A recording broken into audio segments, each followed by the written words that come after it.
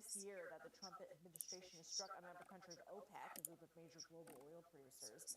Iran and Venezuela are both founding members. The strikes have driven up oil futures, with prices up nearly 6% this afternoon after rising more than 10% Sunday night. James Michaelis joins us now. He is an oil and gas reporter for Politico. James, what does this unprecedented closure of the strait mean for global energy trade? Yes, well, great to be with you, Lindsay. Iran is not only a major oil producer, but it also sits along the Strait of Hormuz, as you mentioned, where 20% of the world's oil trade, as well as 25% of liquefied natural gas, flows every day. And so the markets have already reacted with a significant uptick, 6% today, and many analysts predict that will continue to grow the longer that this conflict continues to go on. What does all this uncertainty in the global oil market mean for the average American at the gas pump? Yeah, so the general rule of thumb is that each dollar of increase in the oil markets equates to about a 2 to 2.5% increase for Americans at the gas pump. Obviously, that's affected by a multitude of factors. But in general, we've seen some reports already of prices going up, especially for wholesale diesel. And so we're going to be continuing to watch over the next couple days to see if that translates into a significant increase for American consumers. What would potentially increasing gas prices do for President Trump politically here at home? Yeah, President Trump has made energy affordability a really key part of his message heading into the midterms. Now, a lot of that has been around utility bills with data centers and AI, but also gas prices. He's consistently touted that. I mean, in fact, a few hours before the strikes began in Iran, President Trump was out in Texas, in Corpus Christi, actually touting lower gas prices and lower oil prices. So, seeing an increase at the pump just 8 months ahead of the midterms could really have a significant political impact. And you noted in a recent article that China buys roughly 90% of Iran's oil exports. So what could this mean for China? Yeah, paired with the raid in Venezuela earlier this year, there's been a pretty significant impact on China's oil supplies, something like 17% when you add up the amount of oil that they get from Iran and Venezuela. That's about 17% of their supplies. That being said, China has spent the last year and a half or so really accelerating its stockpiling of oil. So its economy won't be immediately affected, but certainly in the long run, if this conflict continues for a significant duration of time, China could see an impact on its economy. James Michaelis, thank you. Great to be with you. Thanks.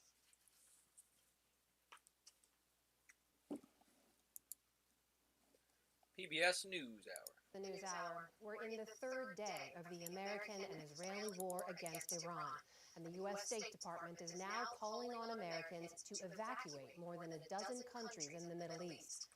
Today was marked once again by punishing airstrikes across the Islamic in the Middle East.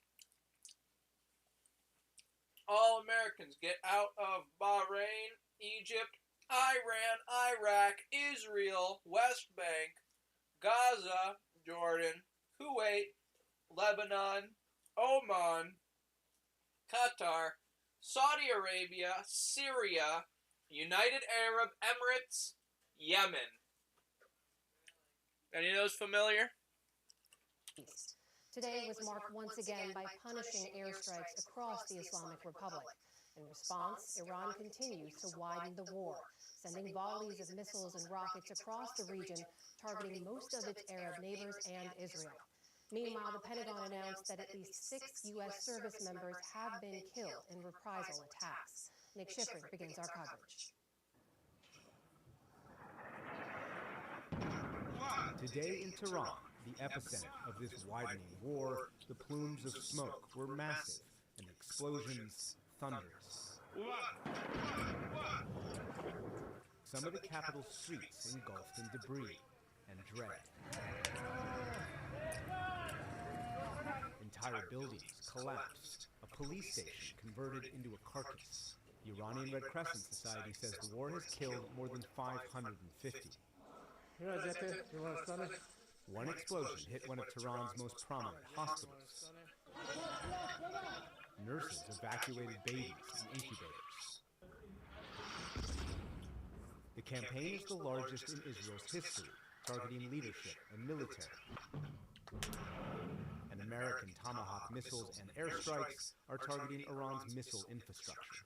We continue this mission with ferocious, unyielding resolve to crush the threat this terrorist regime poses to the American people. And the war also threatens service members. 3 American F-16s accidentally shot down by Kuwaiti air defense.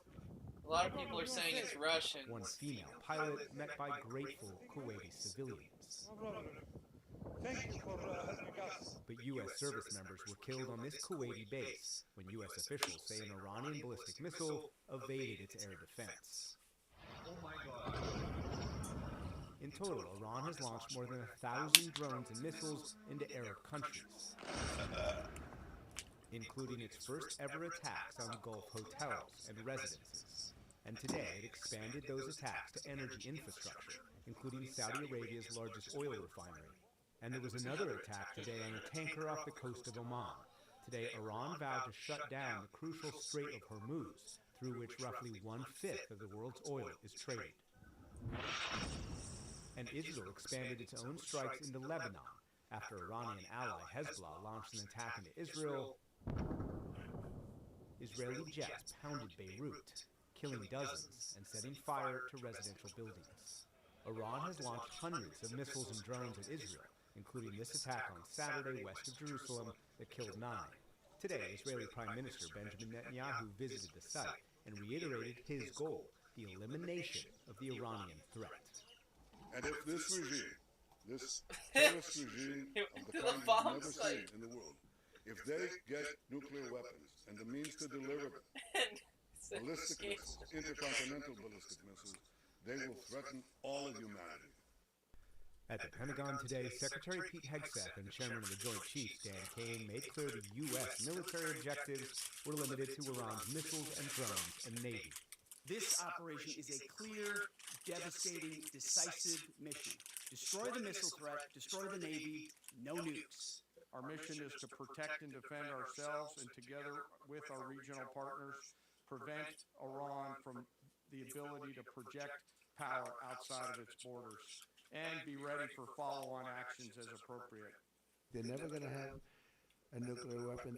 But at the White House, President Trump listed maximalist goals, including the destruction of Iran's missile capabilities, quote, annihilating their navy, preventing Iran from having a nuclear weapon, and blocking Iran's army, funding and directing regional proxies.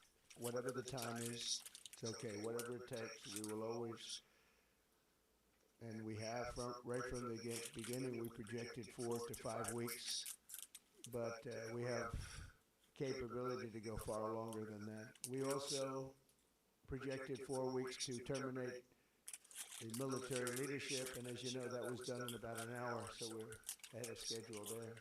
But in multiple interviews since the weekend, the president provided varying timelines and goals. He called the Venezuela model, where the U.S. military captured President Nicolas Maduro but left intact his entire government, the, quote, perfect scenario in Iran. He said he had multiple choices to lead Iran, but then he told ABC News it's not going to be anybody that we were thinking of because they are all dead. He told The Atlantic he'd agreed to resume negotiations, but a senior administration official later clarified the president would negotiate, quote, eventually. Simultaneously, Trump said Iranians would, quote, obviously have an opportunity to overthrow the government, the exact opposite of negotiations to keep the regime. This evening, Secretary of State Marco Rubio said there were no contradictions between limited military goals and expansive long-term vision. The objectives of this operation are to destroy their ballistic missile capability and make sure they can't rebuild it, and make sure that they can't hide behind that to have a nuclear program. That's the objective of the mission. That said, abundantly clear, we would love for there to be an Iran that's not governed by radical Shia clerics And tonight, President Trump warned in an interview with CNN that the biggest wave of U.S. strikes, Amna, is, quote, coming soon. Nick, tell us more about the goals of this war and some of those varying, contradicting statements you just laid out. What are U.S. officials telling you? So the key is what you just heard there from Rubio. The U.S. military is destroying Iran's missiles, drones, and Navy. Their mission stops there. U.S. officials reject the Colin Powell pottery barn model. If you break it, you own it. But the long-term goal is still regime change. So how do you square that circle? U.S. officials tell me by focusing on a change in the regime rather than a change of the regime. So if Iran gave in to all of the U.S. demands at the negotiating table, that would achieve U.S. goals. Or if the Iranian people overthrew the government in some kind of insurgency after the U.S.-Israeli military campaign, that would also achieve the goals. And here's the thing, U.S. officials I talk to say they don't have to choose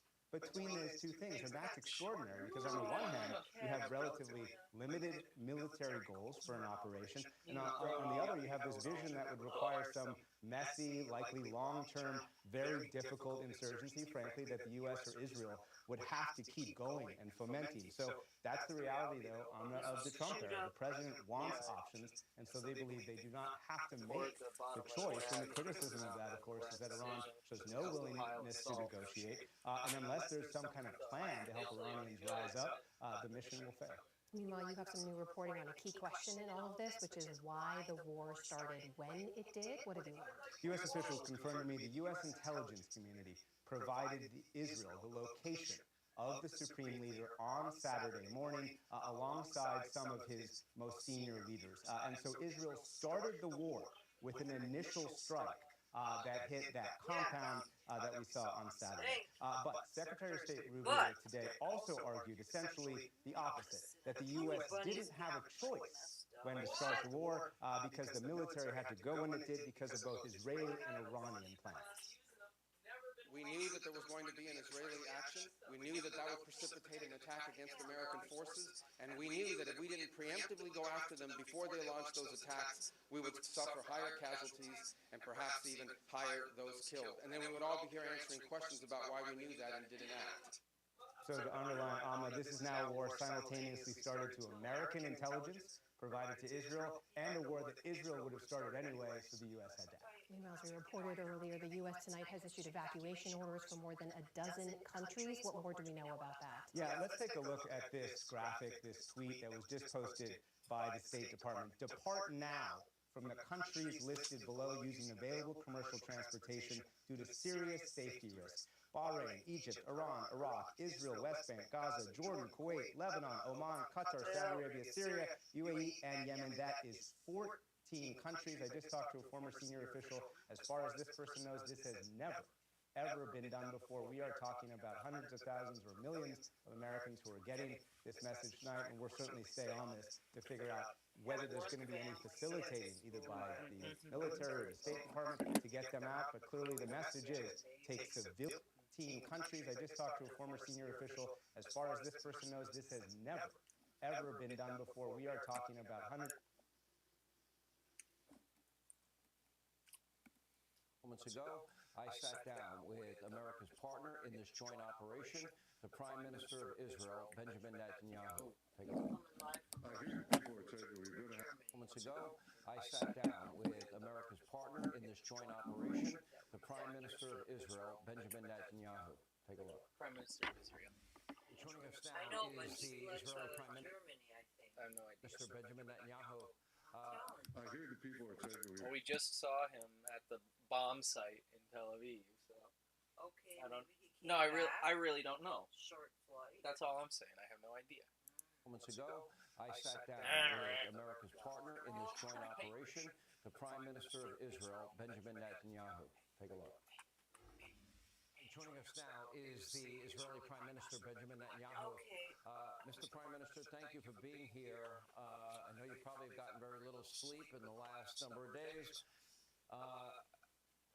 Why now? What precipitated this moment at this time? I know you have talked about it. We've known each other 30, 35, maybe more years. And why at this point was this necessary? Was he? Wait, what?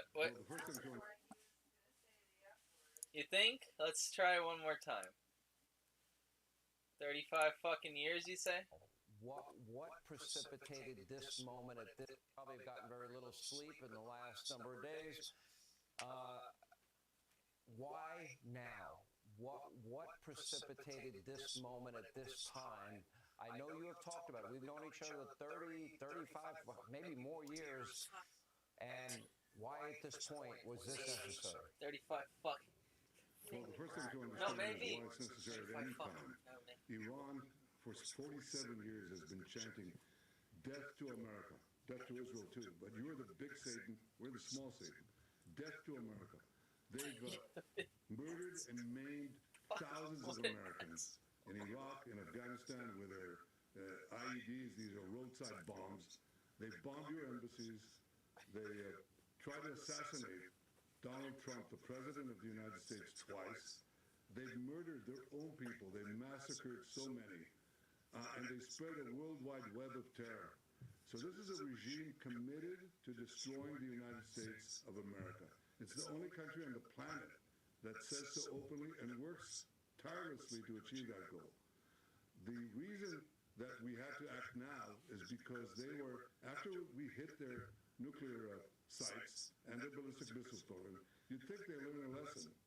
But they didn't, because they're unreformable. They're totally fanatic about this, about the goal of destroying America. So they started building new sites, new places, underground bunkers that would make the ballistic missile program and their atomic bomb program immune within months.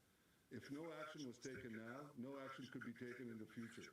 And then they could target America, they could blackmail America, they could threaten us and threaten everyone in between. So action had to be taken, and you needed the resolute president like Donald J. Trump to take that action. And we are his very strong and able partners, and our alliance today is so strong. We had to take the action now, and we did. Otherwise, the Iranian mass murder regime would have immunity from future action.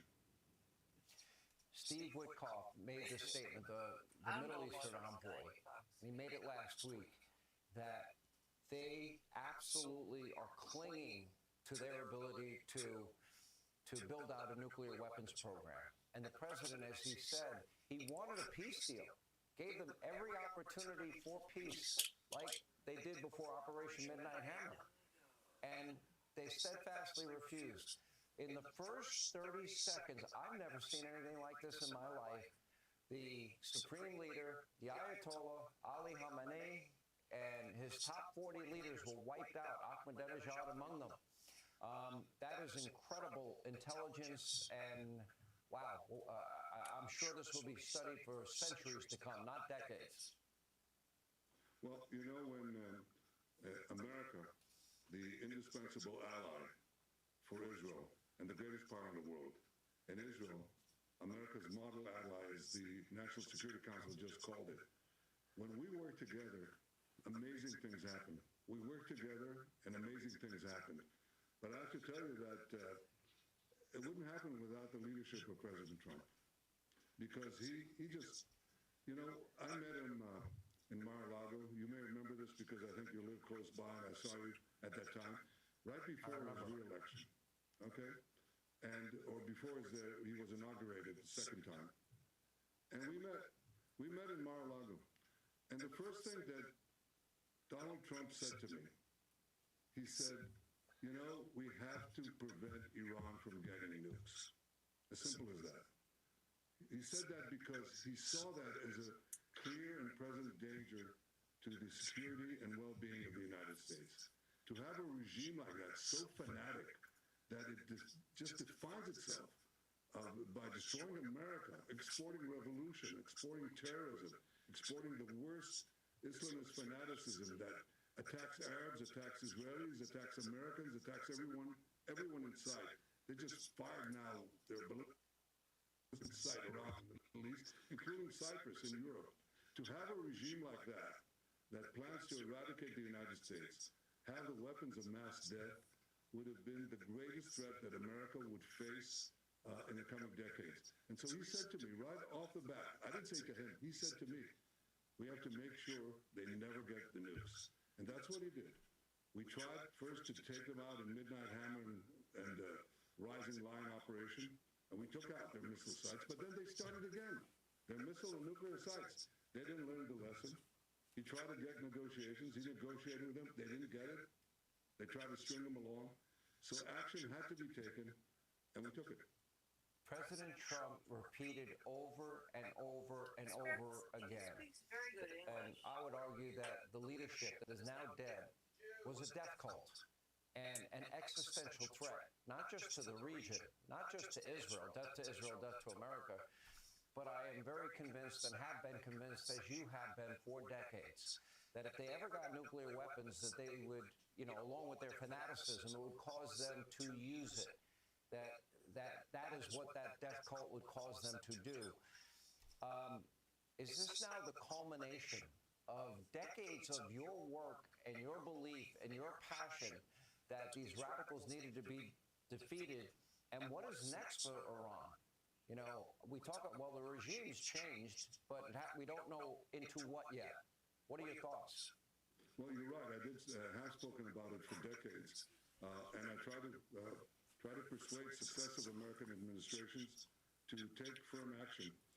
And President Trump, in his first term, did. He got out of the disastrous Iran deal right off the bat, and he did everything he could to prevent them from going into the nuclear program that they seek to build atomic bombs to threaten us and you, and ultimately to attack both of us and to destroy as much as they can. Because this is what these people do. What does that mean? They basically are in the business of mass death, and you're right to call them a death cult.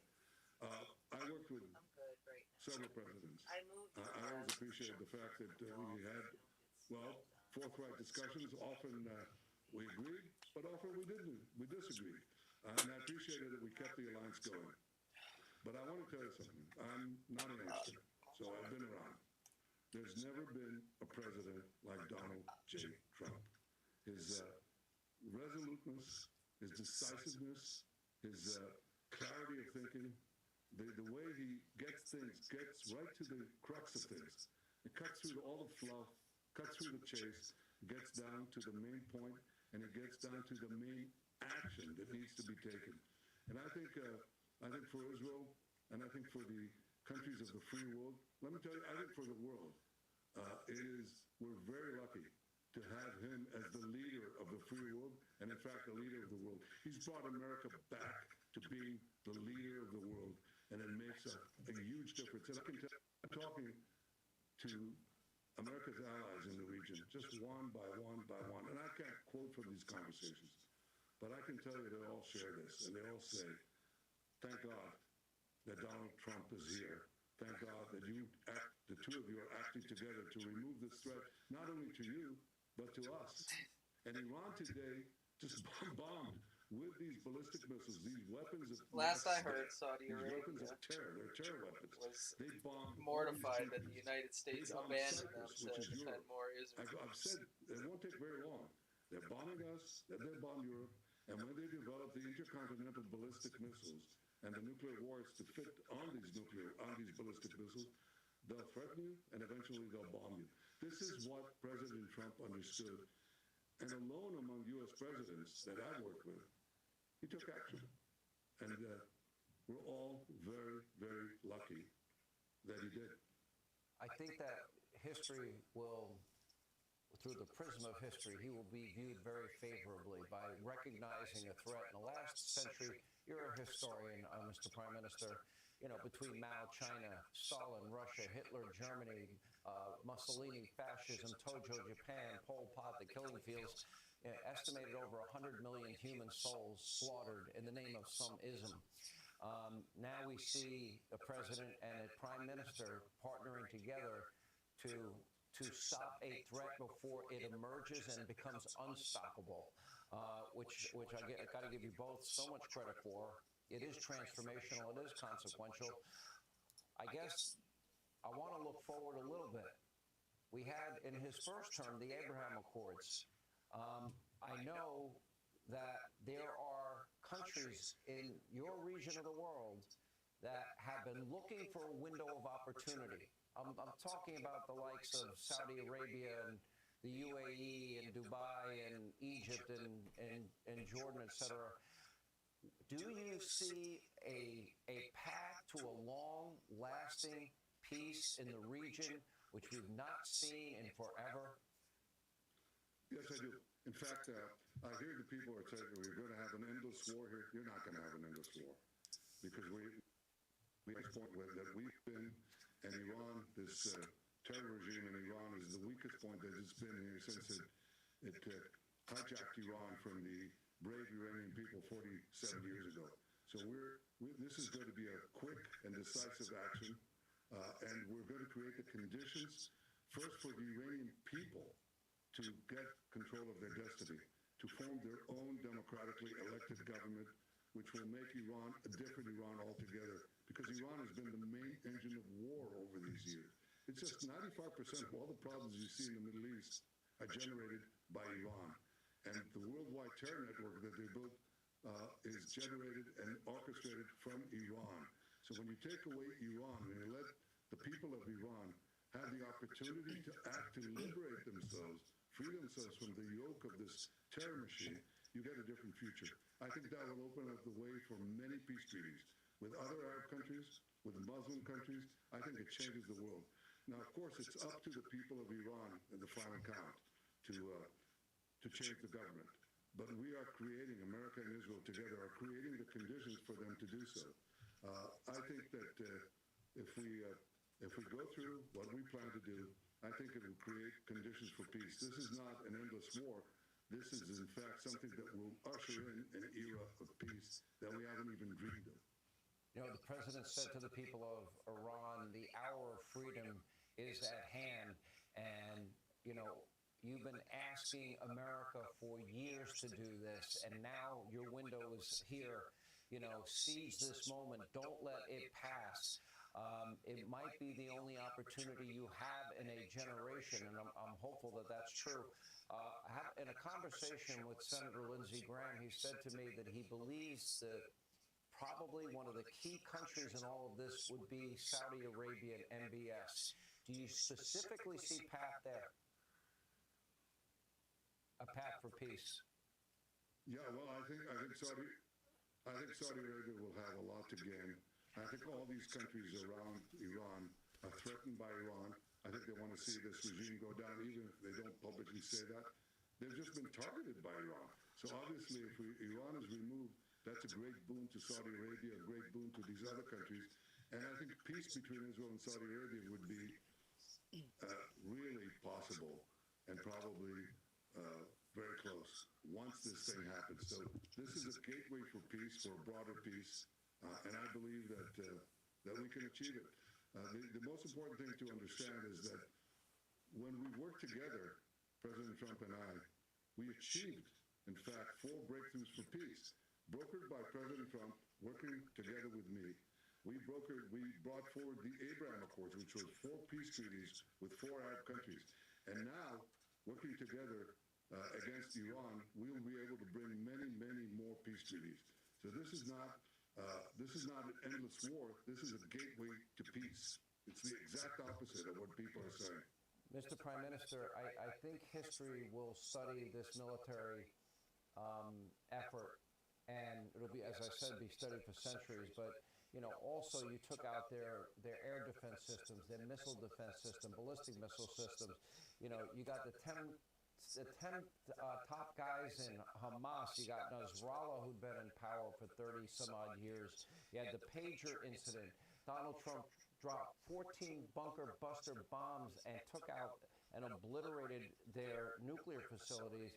I mean, I know there's war colleges. Just all of these incidents combined will be a lifetime worth of study, in my view.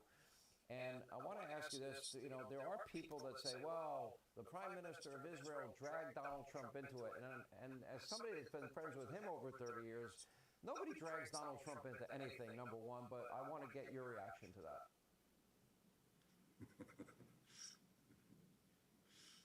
Well, you're right. I mean, that's ridiculous. Donald Trump is the strongest leader in the world. He does what he thinks is right for America. He does also what he thinks is right for future generations.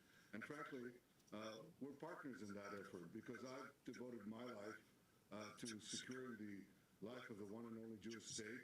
And believe me, it's been a struggle. I've known the pangs of war. I lost a brother in war and in battle. I myself fought terrorists and was wounded in liberating hostages from a hijacked plane. I held a fellow soldier in my arms when I was 18, and he died in my arms. I know the cost of war, but I know sometimes that war is necessary to protect us from the people who would destroy us. And that's what free societies have to understand. Freedom is precious, but it has to be protected. And we have to understand that we're fighting here. We're fighting here the bad guys. We're the good guys. These people massacred their own people. Imagine what they would do, these people who chant death to America, if they had the ballistic missiles and the nuclear warheads to deliver to every American city. Do you want to wait? Do you want to bet your future on whether they would do it or they would not do it?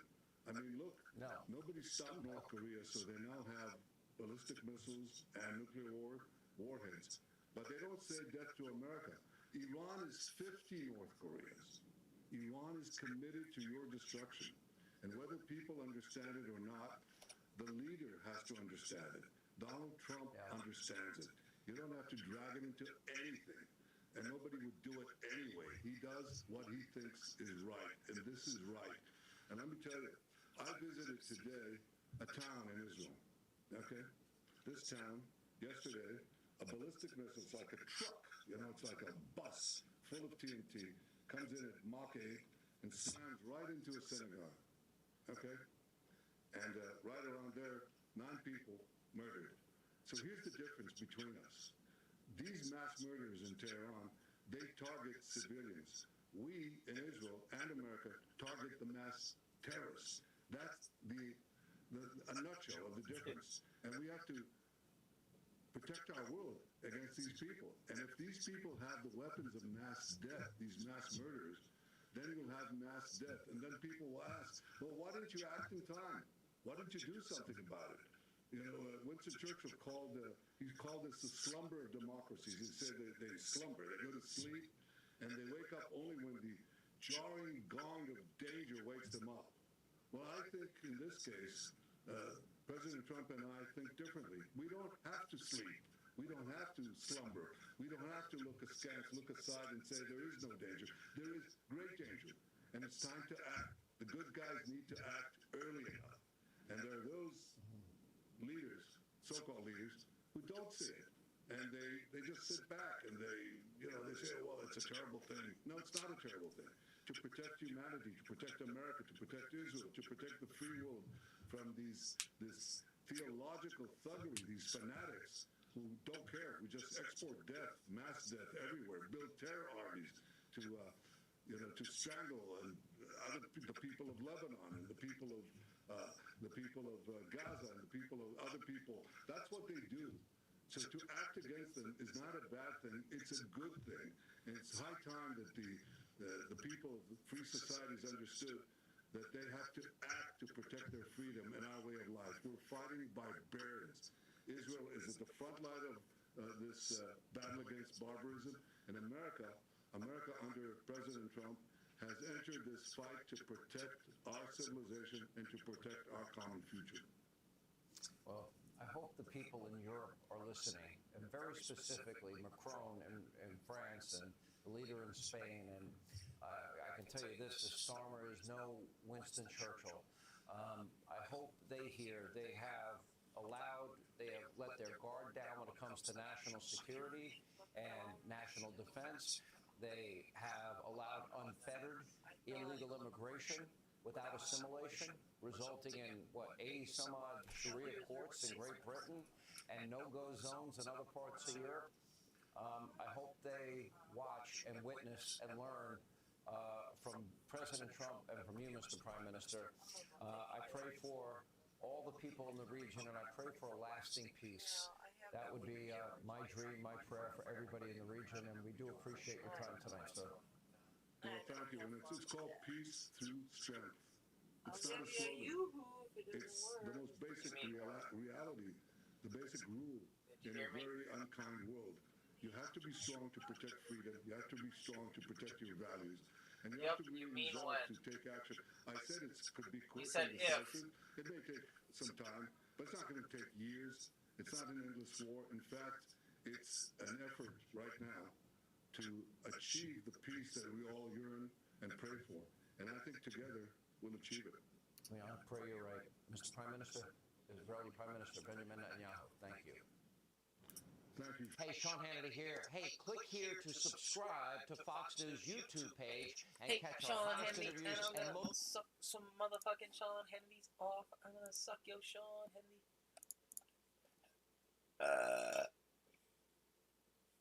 Whoa, 1 minute ago, no views. Wow.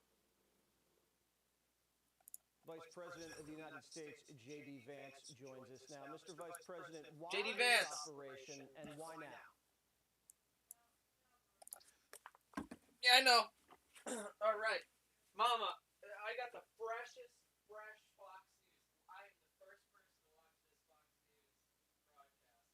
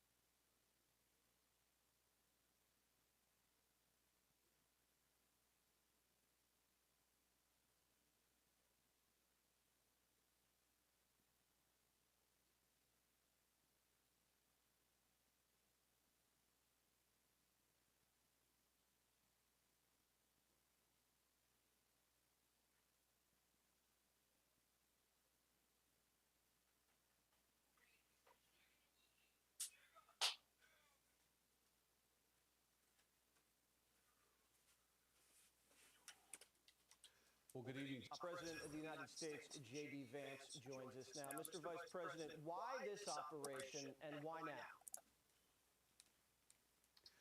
Well, good evening, Jesse. So to step back just a little bit, if you go back to Midnight Hammer in the summer, what the president wanted to do with that mission was eliminate Iran's ability to build a nuclear weapon. And we did destroy the nuclear enrichment facilities during Operation Midnight Hammer over the summer. Now, here's the thing, Jesse. We destroyed Iran's ability to build a nuclear weapon during President Trump's term. We set them back substantially. But I think the president was looking for the long haul. He was looking for Iran to make a significant long-term commitment that they would never build a nuclear weapon, that they would not pursue the ability to be on the brink of a nuclear weapon.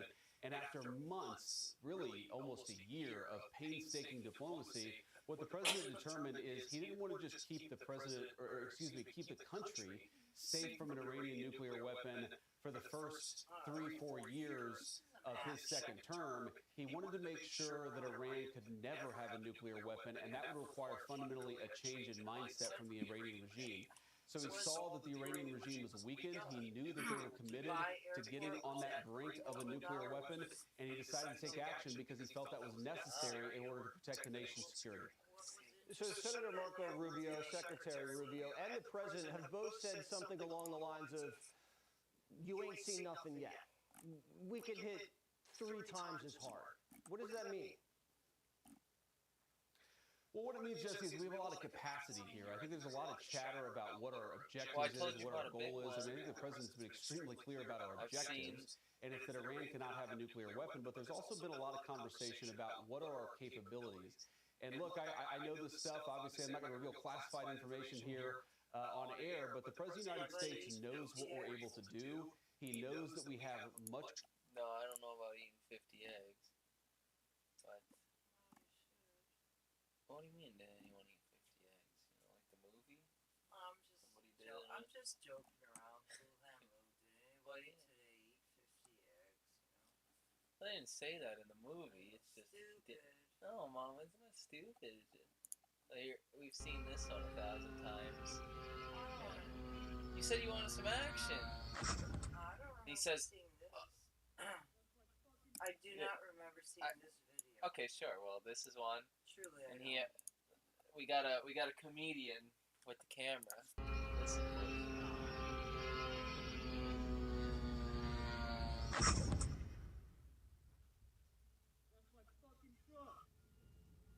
That's my fucking truck. Truck? Yeah, that's my fucking truck. Like they just blew up his truck. Israeli hit on UAV, shot down by crazy, Iranian. Like a little, I wouldn't say community, but Community? What are you looking? What are you talking about? no, when you first started the video. Previous video? Yeah, when the thing was going for the like that. It's set up, but it's all desert. It's kind of crazy. It's probably it's a desert. I know, but it's a very small section of a huge desert. Yes. That's all. Yeah, you want to see Iran on a map? No, that's no. not I mean, it's. I know. I don't. You're not wrong in the slightest. It's extraordinary. It's big. Imagine, you know, there's a big desert above ground. These people, they're talking about, you know, missile tunnels underneath, underground. Not under here, of course, but under somewhere. Somewhere where? Somewhere in the fucking desert. Yeah.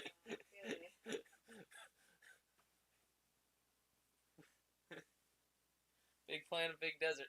This is a different drone being shot down than what I've seen. You know, at this point, honestly, I believe most of what I see because there's not really not too much value in faking. Are we watching who's getting shot down, or it's just a drone? Israeli UAV shot down by Iranian defenses. I wish I had some like. I don't know how to organize this site. No, this site, it's got good stuff. It's got uncensored stuff. It's you know, it's just down the chute. You know, some of this is garbage, of course, but some of it just looks like garbage, but it's pretty good. Like, let's try something. You know, see, make horrifying comment. You know. And you're gonna put on. Iranian strikes. Delete. I do not believe that there's a made, but like a few weeks, like you said, he's quite honest. Was available a lot shorter by deleting stuff that you have absolutely no interest. Make what's available short. What are you talking about? Oh, you had a screen up there with a ton of stuff. I was just asking you, can you delete stuff? You know, if you don't want to be bombarded by all this other advertising or whatever. Those were all individual videos made by people. That's the thing about this. It's not advertising. It's just people making videos. Uncensored and sometimes shitty. Okay. Probably one of the most surprising. It was an issue. This guy's just talking about it, but let's see. Where was I really gotta find? Oh, dude, I can switch to dark mode. That's a lot nicer. News and politics.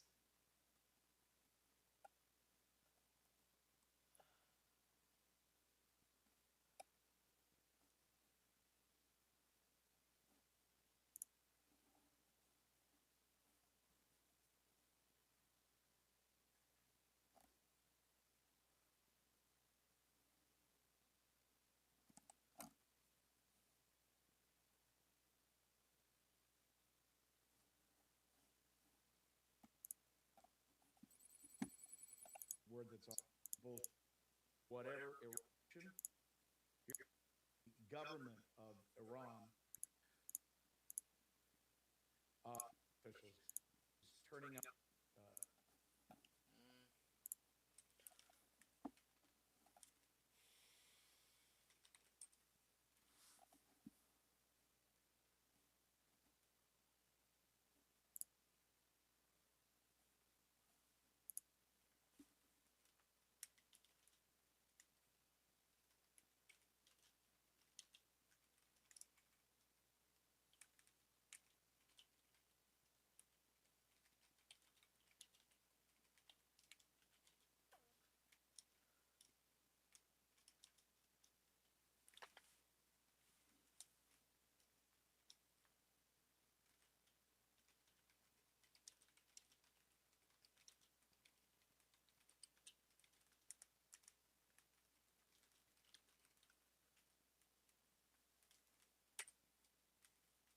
Oh, come on. God damn it. They got me.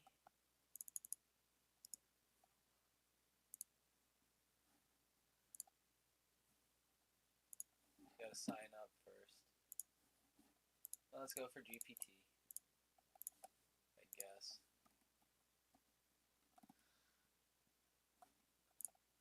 Oh, did I just go to the wrong? Damn. I nearly got caught.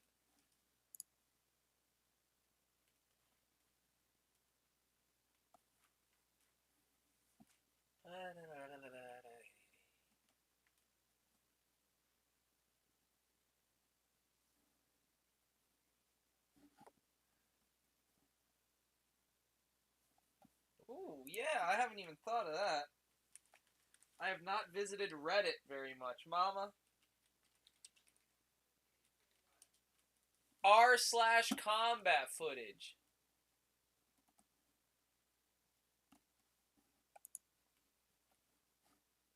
You click the yes, I'm over 18 button, and let's see what we can see. You want an action, eh? Multiple rockets hitting U.S. base in Erbil. Incredibly beautiful shoot down of enemy Shahed 136 from the board of an F-16.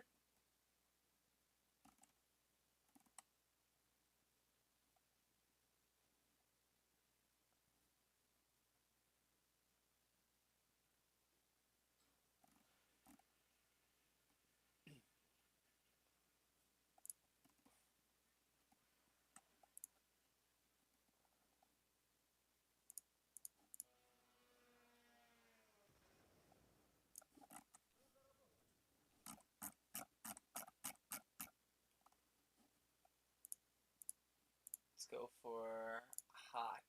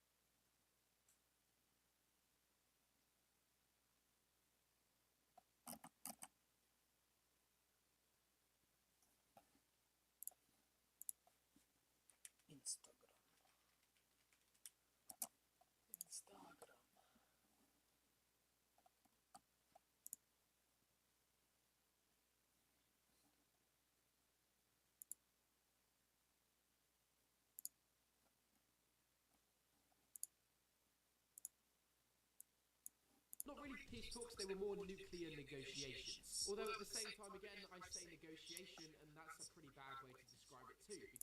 The US had peace talks in Switzerland with Iran. Not really peace talks, they were more nuclear negotiations. Although at the same time, again, I say negotiation, and that's a pretty bad way to describe it too, because the US just put forward their demands and said,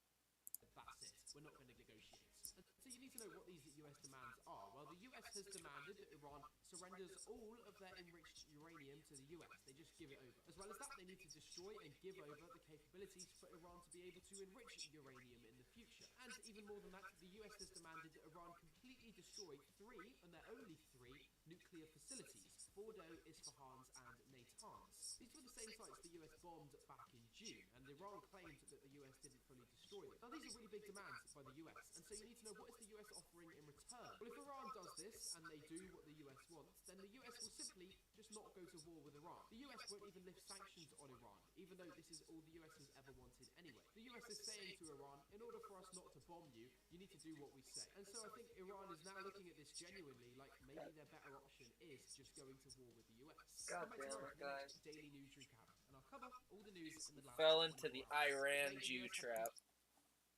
God damn it, guys. Oh yeah, here we go. Another one ready to go.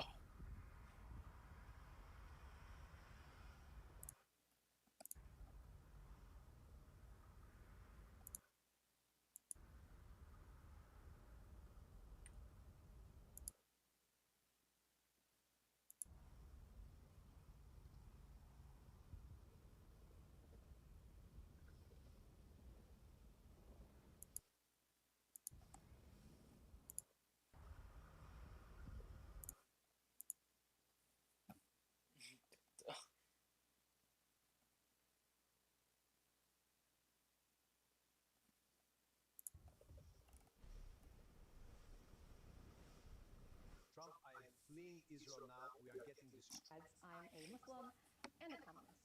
And I know to many that sounds impossible. People ask me, how do I reconcile that? How can I be both? And to that I say there's nothing to reconcile. This is a video from one of the largest Marxist creators. In it, she claims to be both a Muslim and a communist, stating that there is nothing to reconcile between the two. As a Marxist and an engineering student who deals with material reality every day, I have to call this out. This isn't theoretical progress. It is an absolute philosophical Frankenstein. It goes to the very core of Marxism and turns it into a liberal authentic. Let's break down exactly why this synthesis is scientifically impossible, using her own words. Let's start with how she explains Marx's most famous quote. Let's start with the most quoted and misquoted thing Marx ever said. Religious suffering is, at one and full context, you can see that Marx wasn't mocking religion itself. He was describing it as something people turn to in pain. Not because they're weak, but because the world, their material conditions, hurt. He saw religion as a survival mechanism, a way to hold onto humanity in a brutal world. To him, religion wasn't the enemy. Capitalism was. She quotes the opium of the people perfectly, but she conveniently leaves out the very next sentence Marx wrote in their exact same text. Marx wrote, "The abolition of religion as the illusionary happiness of the people is the demand for their real happiness." Marx didn't hate the addict. He understood why the oppressed need the opium of religion to survive a brutal capitalist world. But as Marxists, our goal is not to praise the painkiller. Our goal is to destroy the cannibalistic system that causes the pain, thereby removing the need for opium entirely. Turning Marxism into a defense of comfort of religion is stripping the revolution of its ultimate goal, complete human emancipation from all illusion. But the most absurd part is her definition of dialectical materialism. Listen to this logic. Faith lives in the material world. Whether I can pray, fast, or study the Quran depends on whether I'm safe, housed, or fed. Faith isn't anti-materialist, it responds to material conditions. And that's not un-Marxist, it's dialectical materialism in action. As someone who studies engineering and physics, hearing this hurts my brain, saying, I need to eat food before I can pray to God, therefore I'm a materialist. It's a complete butchery of philosophy. The fundamental divide between idealism and materialism is about ontology. What created what? Okay.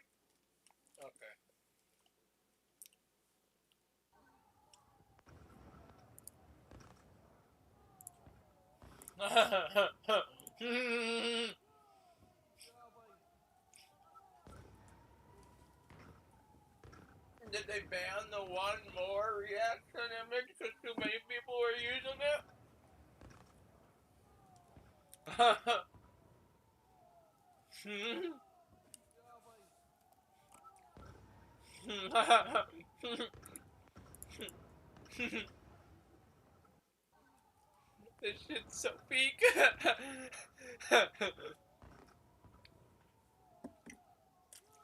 Holy shit.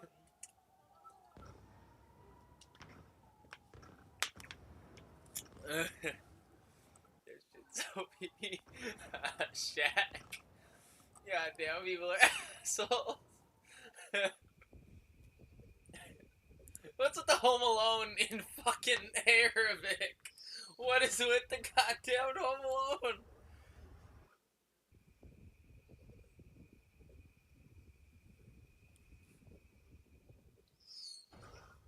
Holy shit!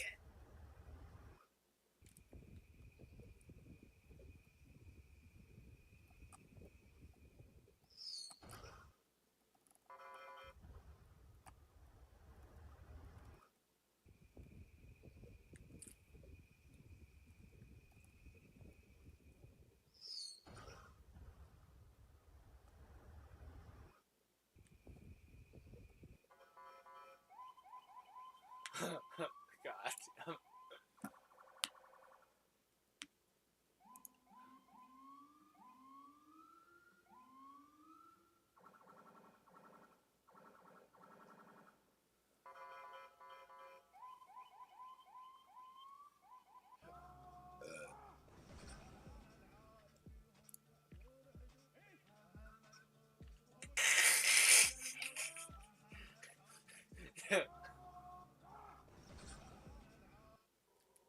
Israeli journalist not only uploaded footage but also leaked the location of an Iron Dome system.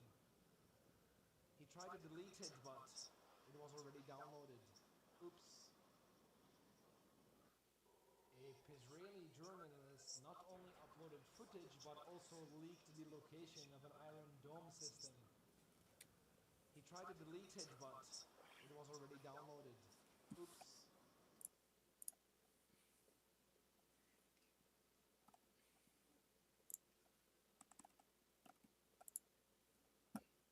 Ooh. See why.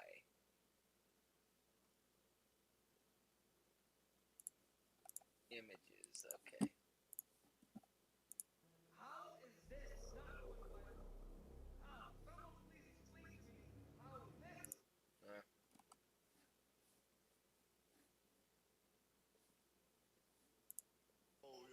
Ladies and gentlemen, I present to you Tel Aviv.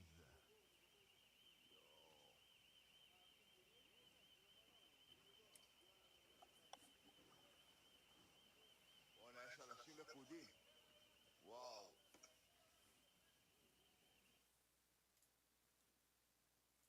I'm a Muslim. And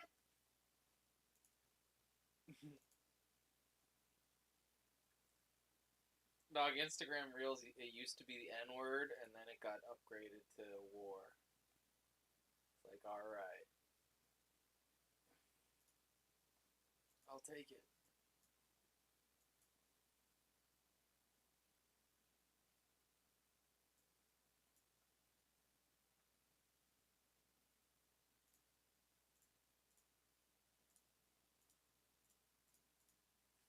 Bibi Netanyahu, save me, Bibi Netanyahu, Bibi Netanyahu, save me, Bibi Netanyahu. Gotta pray to Bibi Netanyahu. No!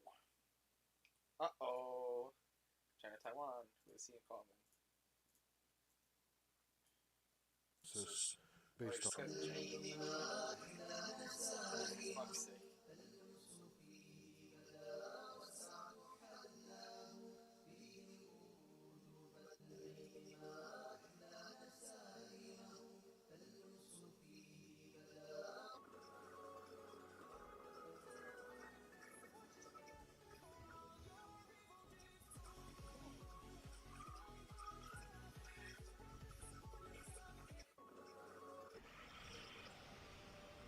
It's a machine gun missile.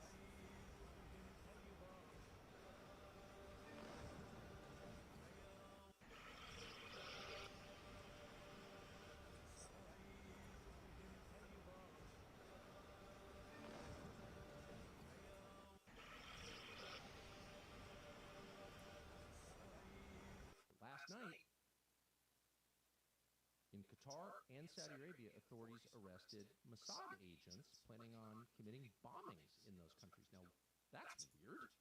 That doesn't make any sense. Why would the Israelis be committing bombings in two Gulf countries, which are also being attacked by Iran? Aren't they on the same side? No. No.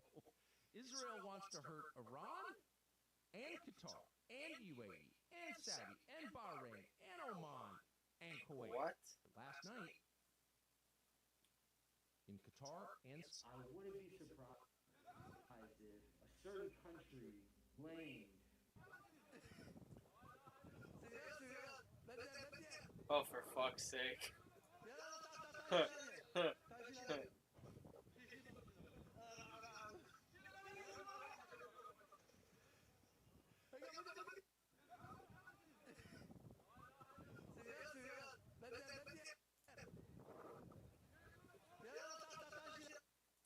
Look at that drone. Wow. And they're holding it like a big fish. Like they caught a big fish. And they're gonna put it in the truck. I'm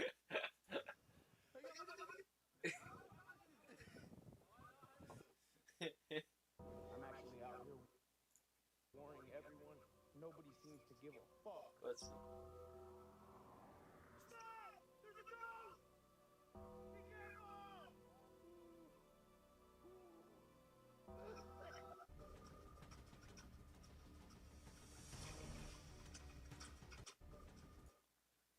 There's no way, dude. No way, no way, no way.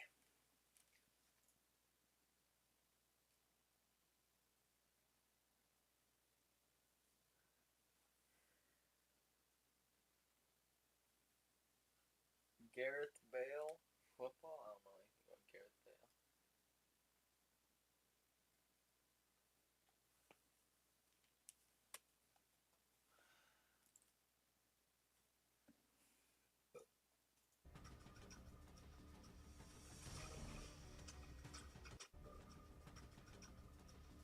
If Iran asks, we will provide it with missiles against Israel. One missile is enough to erase it.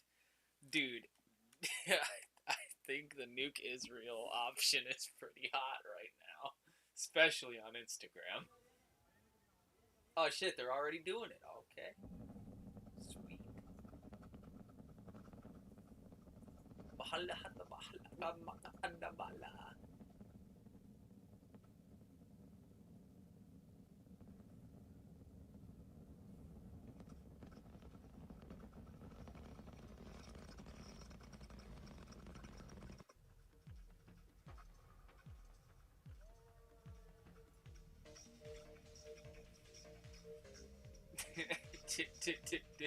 He said, no, not the speed.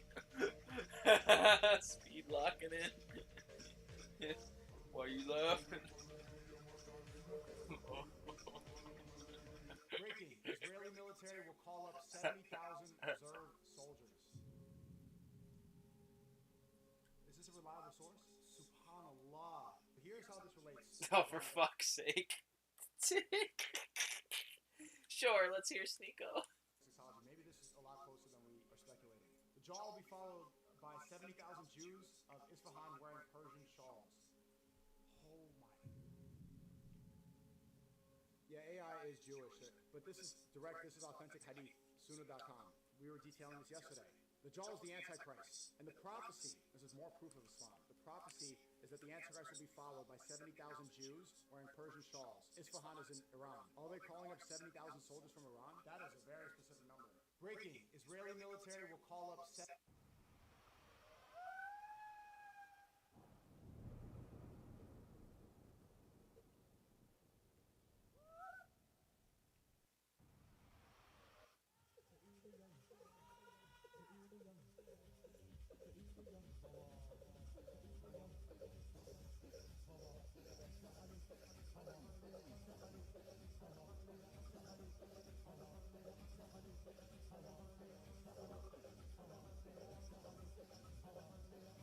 Oh my god, it's a regular looking ass building and there's a missile in it. Regular building.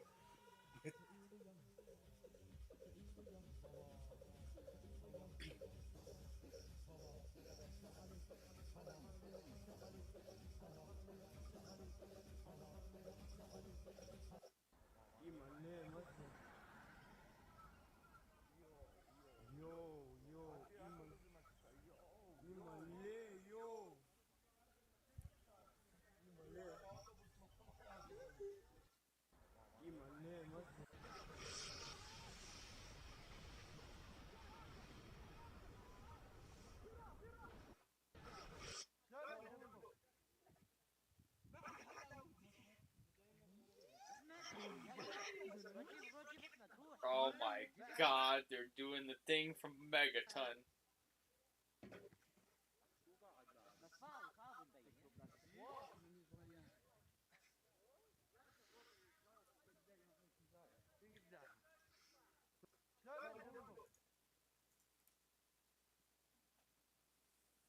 Listen up. They just pulled a move that feels like it's straight out of a frickin' war movie. أكبر الله أكبر الله أكبر بقول لك فطس الخنزير نتنياهو على جهنم وبئس المصير أقسم بالله لو الخبر صح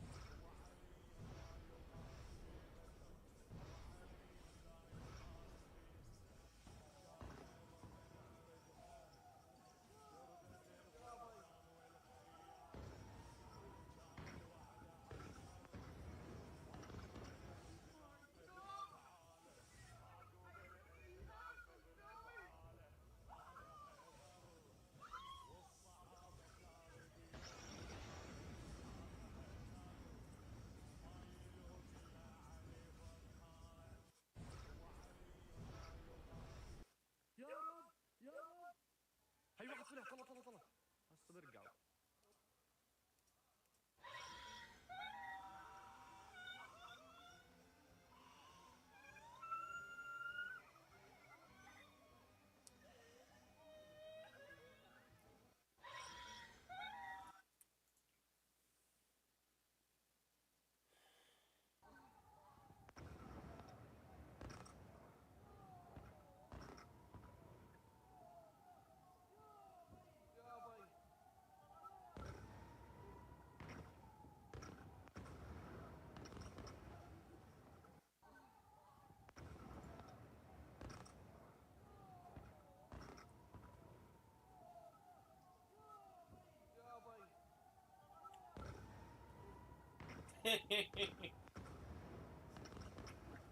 He's happy.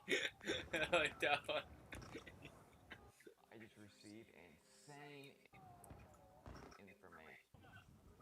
What you see right beside me, this is, I believe, Tel Aviv right now. Just wait for the most insane part of this video. At the same time, we have 10, 15 different countries all involved in this entire war right now. Not to mention, we have even more people seeming to be entering the war. We have U.S. embassies blown up. We have bases blown up. We even have Iran claiming to have wiped out 150 U.S. military in one of these bases. The craziest part is that I just got word that allegedly United States and possibly Israel are going to try to completely wipe Iran out over the next 24 hours. But you want to know what's really weird about that? This is a giant Purim just started. Not just that, in a few hours from now, look at all the damage everywhere. In just a few hours from now, we have the 3:33 a.m. lunar eclipse. As I speculated days ago that this would be the eclipse of war.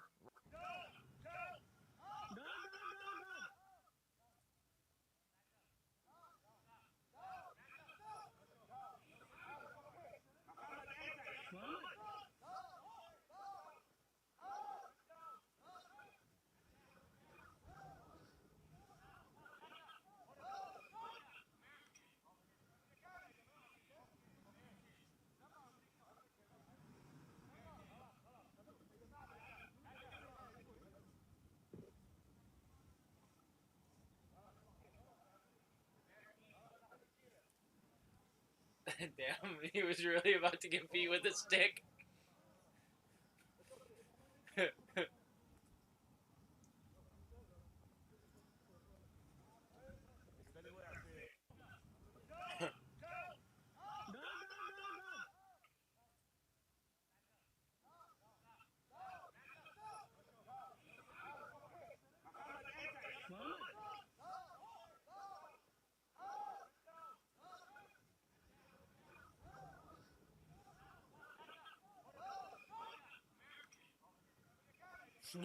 says okay.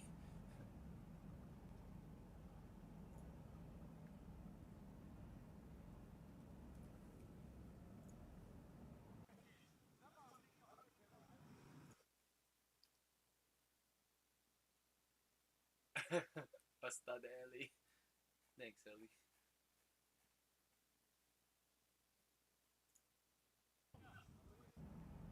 The commander of Central Command, Admiral Bradley Cooper.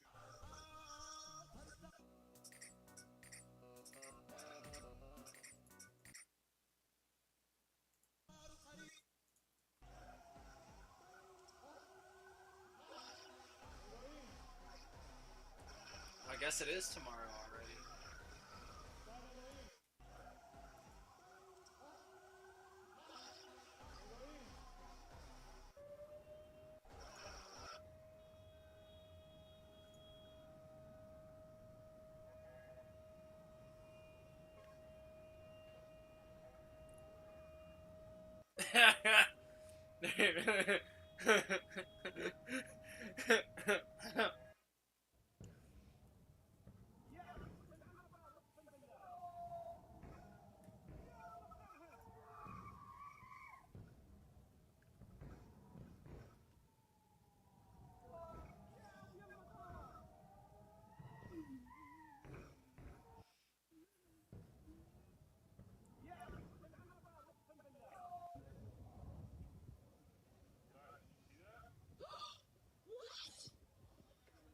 Is that fireworks?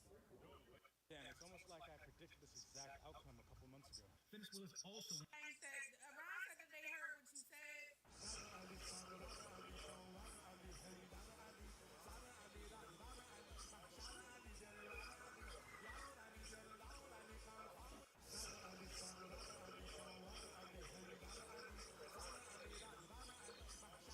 Okay, it's AI as shit.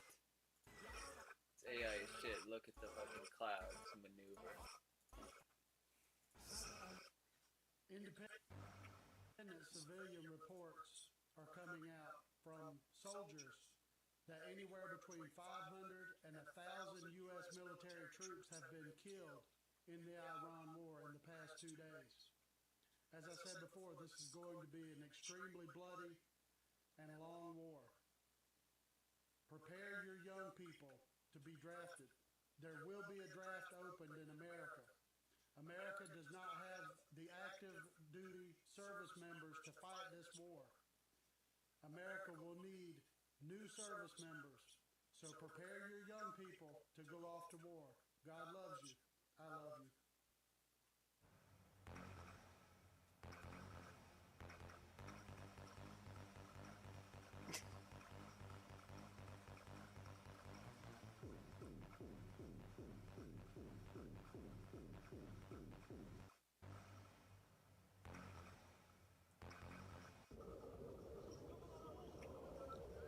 Woo!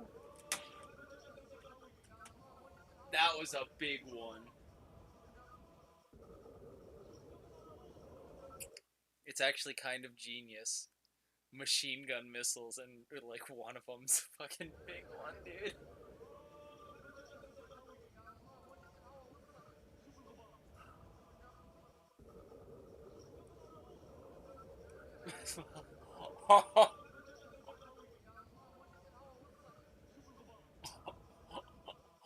Dude, I think Mo's the nuke. I think that's the nuke. Mo's the nuke. Oh, yo, a la capiña.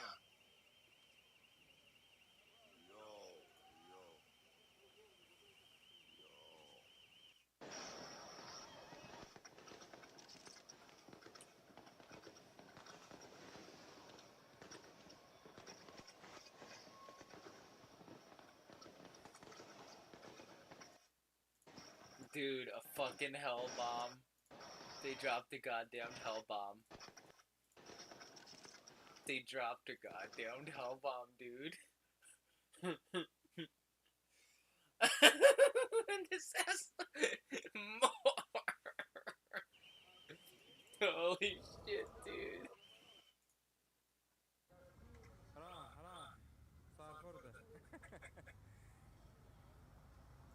tractors carrying the missile.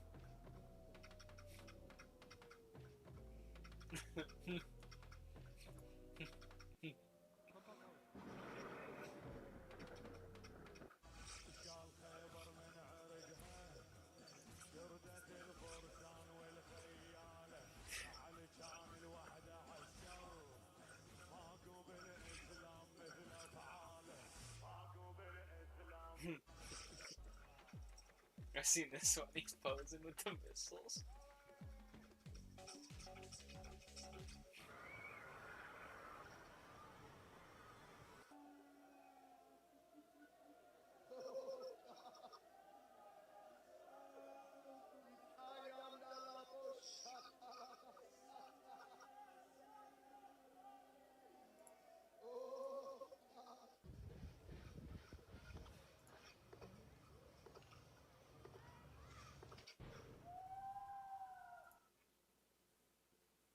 Just told China to basically fuck off, and China is mad. Well, yesterday an Australian Iran attacking the Gulf countries is turning out to be a really bad idea. It really is. I know there's American bases, American troops, and all of that. Those are legitimate military targets, but they're also hitting cities. They're hitting civilians in attacks that really just make me wonder why. What is the goal of this? Because all that you have done, especially for Qatar was hit by Israel a few months ago. Qatar is closer as an ally to Iran than Israel, and they're attacking Qatar pretty hard. I don't get what that accomplishes, because for Iran to win this, and by the way, no one's winning or losing right now, it's just turned into a big mess. Iran just has to survive. If Iran survives and America has to put too much effort, Iran wins. Iran will win. But what does it accomplish if we get on the other side of this and Iran survives? They will have no allies. They will have no help. Even Russia and China at this point cannot help Iran anymore. Because when they attacked the Gulf countries, Saudi Arabia is pissed. All of these oil countries are pissed. And the Russians and the Chinese, they can't afford to choose Iran and to hurt themselves by choosing Iran, because they got to put themselves first, Russia and China do. So you've probably lost Russia and China in the future. You've lost Qatar. You've lost the Gulf countries' support in anything you do. Iran and Israel, whatever you do, they're not going to support you. So politically, attacking the Gulf countries is a disaster for Iran. Militarily and economically, it's been successful. But I'm looking at this in a big 5-year window. 5 years from now, whenever the countries rebound and all of that, it's going to take a lot of effort for the Iranians to rebuild these relationships and for them to ever really trust you again. And I have to stress, hitting the UAE and hitting Dubai, I think we all have the same opinion on that, whatever. But hitting Qatar especially is very, I don't understand it from a political level. Iran attacking the Gulf countries is turning out to be a really bad idea.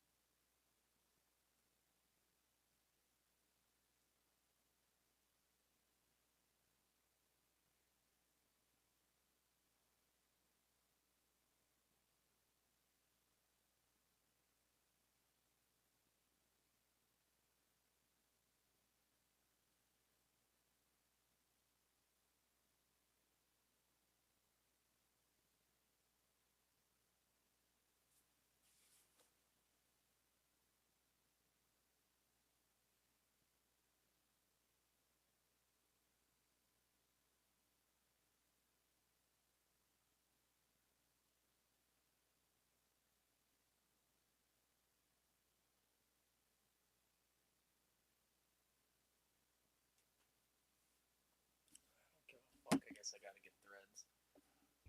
Dude, is that real? The Abraham Lincoln?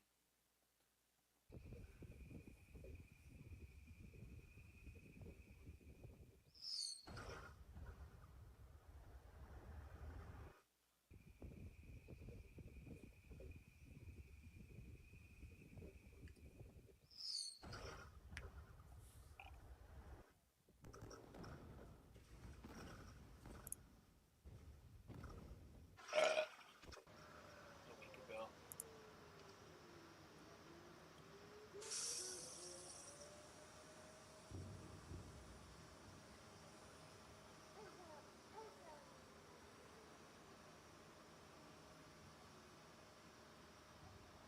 Ya Allah.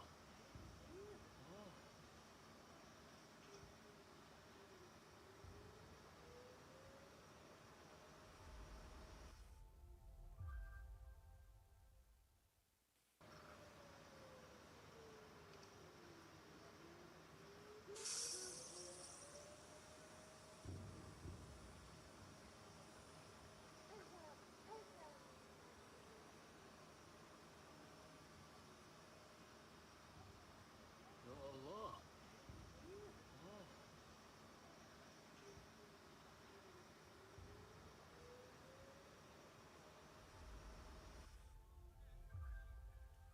That's a dirty mom. Massive fucking news. The U.S. Embassy in Riyadh, Saudi Arabia has just been blown up by Iranian drones. My name is Hunter Howell. Here is the news. No milk in this video, no C4. Fuck, I'm tired, but I'm going to keep the updates coming to you objectively and consistently because it's what you deserve. We know that the U.S. Embassy in Riyadh was struck by drones, and we know that the building has gone up in flames. Riyadh is the capital of Saudi Arabia, so it's the U.S. Embassy in Saudi Arabia. We do not know how many people, if any, were inside of the building by the time it blew up. I will update you on that as soon as I find out. Real quick, purple pop of the show. The reason I can do this work and do all of this work for free is because that show helps me keep the light on, the heat on, and food in my belly. It's 5 a month. Link in my bio or comment link right now. Comment link and I'll send you the show. Additionally, at 4 p.m. Eastern Time today, March 2nd, 2026, the United States Department of State has issued a warning to Americans to leave the entire region of the Middle East. Not just evacuate Iran, but it had a list of 10 plus, 12 plus countries for Americans to evacuate. Now time for my opinion. I'm not going to crash out because I have a migraine and the stress of all of this reporting, but I'll just let you know that it is so abundantly clear that our administration, the president, they miscalculated Iran. This is not under control. This is just continuing to escalate, continuing to spiral. Americans are losing their lives. And I predicted this, and a lot of people were going to lose their lives. And it turns out that is true, and it's not rocket science what I was saying. You know, anyone that has some common sense knows that this is going to spiral out of control, and it's continuing to do so. Pray for peace. Pray for those who have lost their lives today. I'll update you with more news. I wish I could say you won't see me until tomorrow, but honestly, with how much is going on, you'll probably see my news and my face later tonight. Massive fucking news.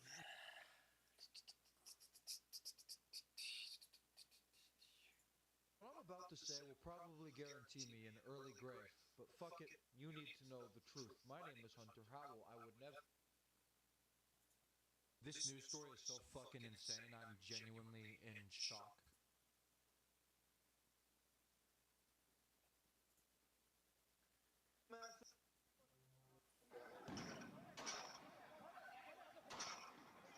Oh, there we go.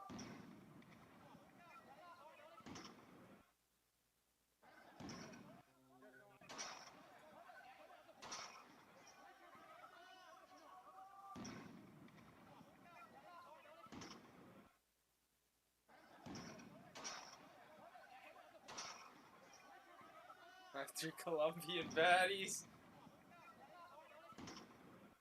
Greatest Instagram comment of all time.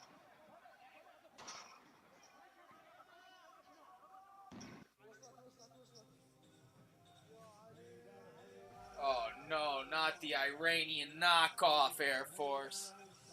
Shit.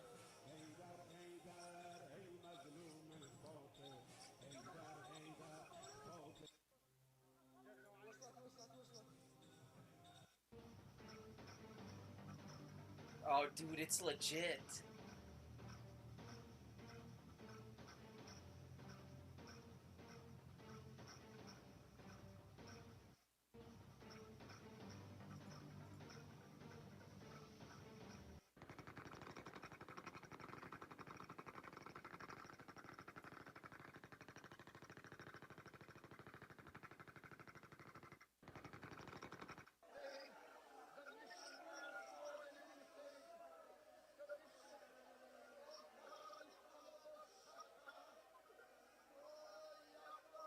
What?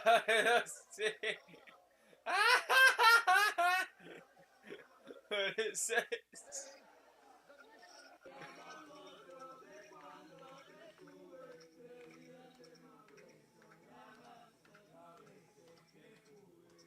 A few moments later.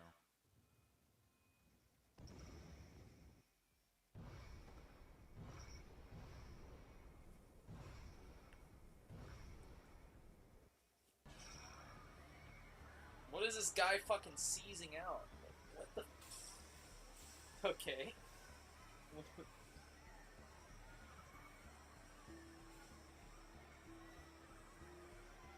So we have some major news right now. The foreign minister of Iran told Saudi Arabia that they did not attack their oil refinery, that this was a false flag from Israel. And we have some evidence to kind of back this up, as we have a guy who is driving down the highway in Dubai who then proves that the missiles are not coming from Iran because they're coming from the wrong direction, which means that they are coming either from another Gulf country or they are coming from Israel. Check this out. We have already been in touch with our Saudi brothers, and we have talked about this issue. Iran is not responsible for the attack against the oil installations in Saudi Arabia. We have made it clear, we have officially announced today that was not one of the targets of the Iranian armed forces. Guys, this is Dubai World. It's literally a port, a seaport. Which means if you're seeing rockets fly over your head and hitting this port, it did not come from Iran because Iran is there. We won't see any rockets flying over our head unless we're in a ship. The rockets you see came from the opposite direction, and everyone witnessed it.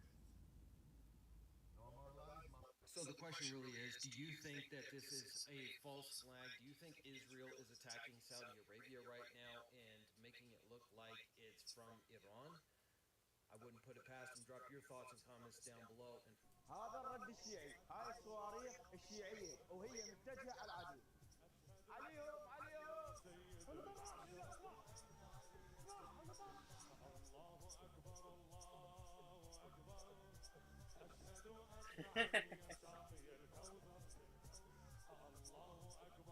هذا الرد الشیعی.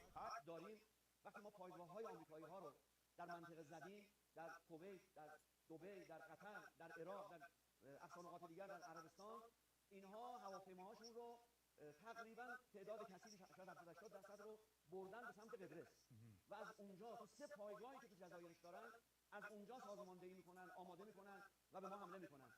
خب ما با دلیل محکم، استدلال قوی، چون قبرس این میدان رو به دشمن داده، به دشمن غدار ما داده، ما هم اونجا رو زدیم و خواهیم زد و مثل همین منطقه که برخی از کشورها پایگاه به اونها داده بودن، پایگاهشون رو زدیم، اونها رو دچار این خواهیم کرد که از اونجا فرار کنن به یه نقطه دیگری برن.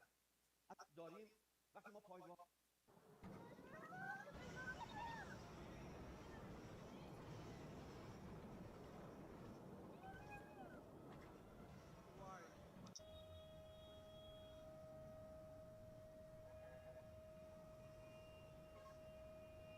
Whole place was blown up.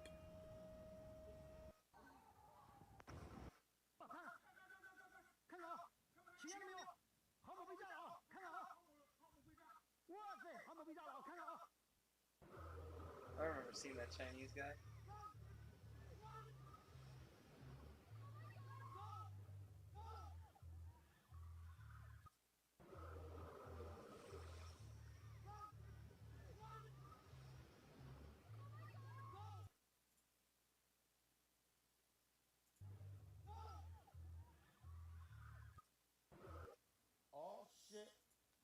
bag of popcorn and a lawn chair.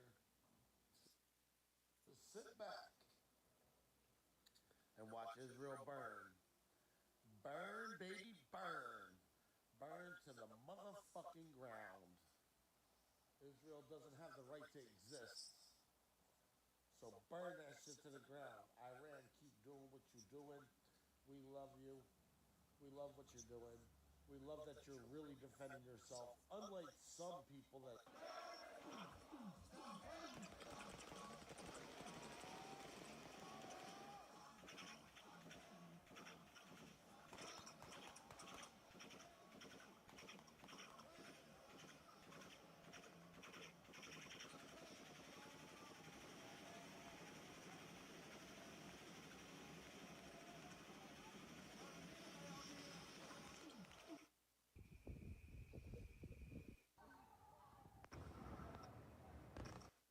They are producing, by some estimates, over 100.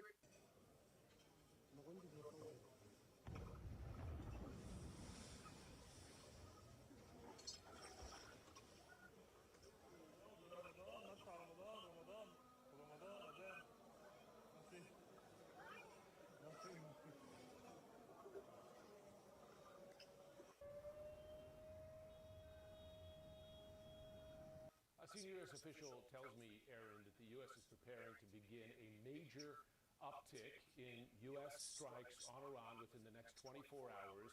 The U.S. has assessed that the initial round of strikes was successful in eliminating or degrading Iran's air and missile defenses, and the goals of this new wave of strikes will be a few things: missile production, missile launch sites, as well as UAV, unmanned aerial vehicle sites. All these drones that we've seen have been fired with such effect. And in addition to that, naval capability. So that says to you, Aaron, this is a wide range of targets, and they're going to be using a wide range of U.S. assets to attempt to take out those targets. This fits with the pattern I've been told since the beginning of these strikes early on Saturday morning, that the U.S. would have waves of strikes, then have a pause period to assess the bomb damage assessment in effect to see what effect those strikes had, and then pick new targets and begin again. And what's notable about this one is it's meant to be quite big.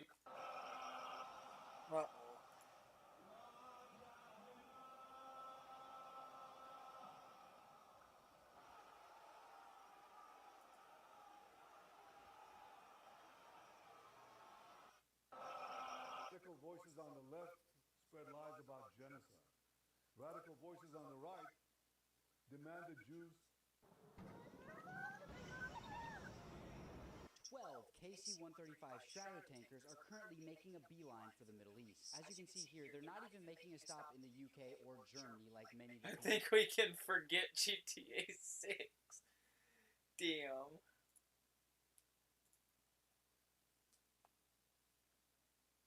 for them have. They're flying nonstop from Kansas, Ohio, and Maine all the way to Israel and other countries in the Middle East. It seems like Operation Epic Fury is just getting started. 12 KC-135 Let's see what he's been saying. Tracking air traffic. After the joint U.S. and Israel strike on Iran last night, Iran's airspace completely cleared out in roughly an hour. Following that, Iran retaliated by shooting missiles at Kuwait, Qatar, the UAE, and Bahrain, which resulted in the world's #2 busiest airport, Dubai International, shutting down traffic altogether. You can see here how every single arrival has been canceled for the foreseeable future. As the situation progresses, I'll make updates. Follow to stay informed. It's being reported that an Iranian strike has now hit Dubai International Airport. This video that was just posted roughly 30 minutes ago appears to verify that claim. It shows a terminal building heavily damaged with smoke filling the air. Like I said, this just happened 30 minutes ago. We don't know much beyond that. Follow to stay updated. It's being reported a Qatari Air Force F-15 has just taken off and appears to be headed towards either the UAE or Iran. It took off here from Dukhan Air Base and has since begun flying over the Persian Gulf. Now, I'm not sure why exactly they've let this show up on flight radar, but if we learn more, I'll make an update. Follow to stay informed. A Qatari Air Force F-15 has just taken off and appears to be headed Iran has now carried out strikes on 2 more commercial airports, Abu Dhabi's Zayed International Airport and Bahrain's International Airport as well. The strike at Abu Dhabi's airport resulted in at least 1 fatality and at least 7 injuries. Again, these just happened in the past hour or two. As we learn more, I'll make an update. Follow to stay informed.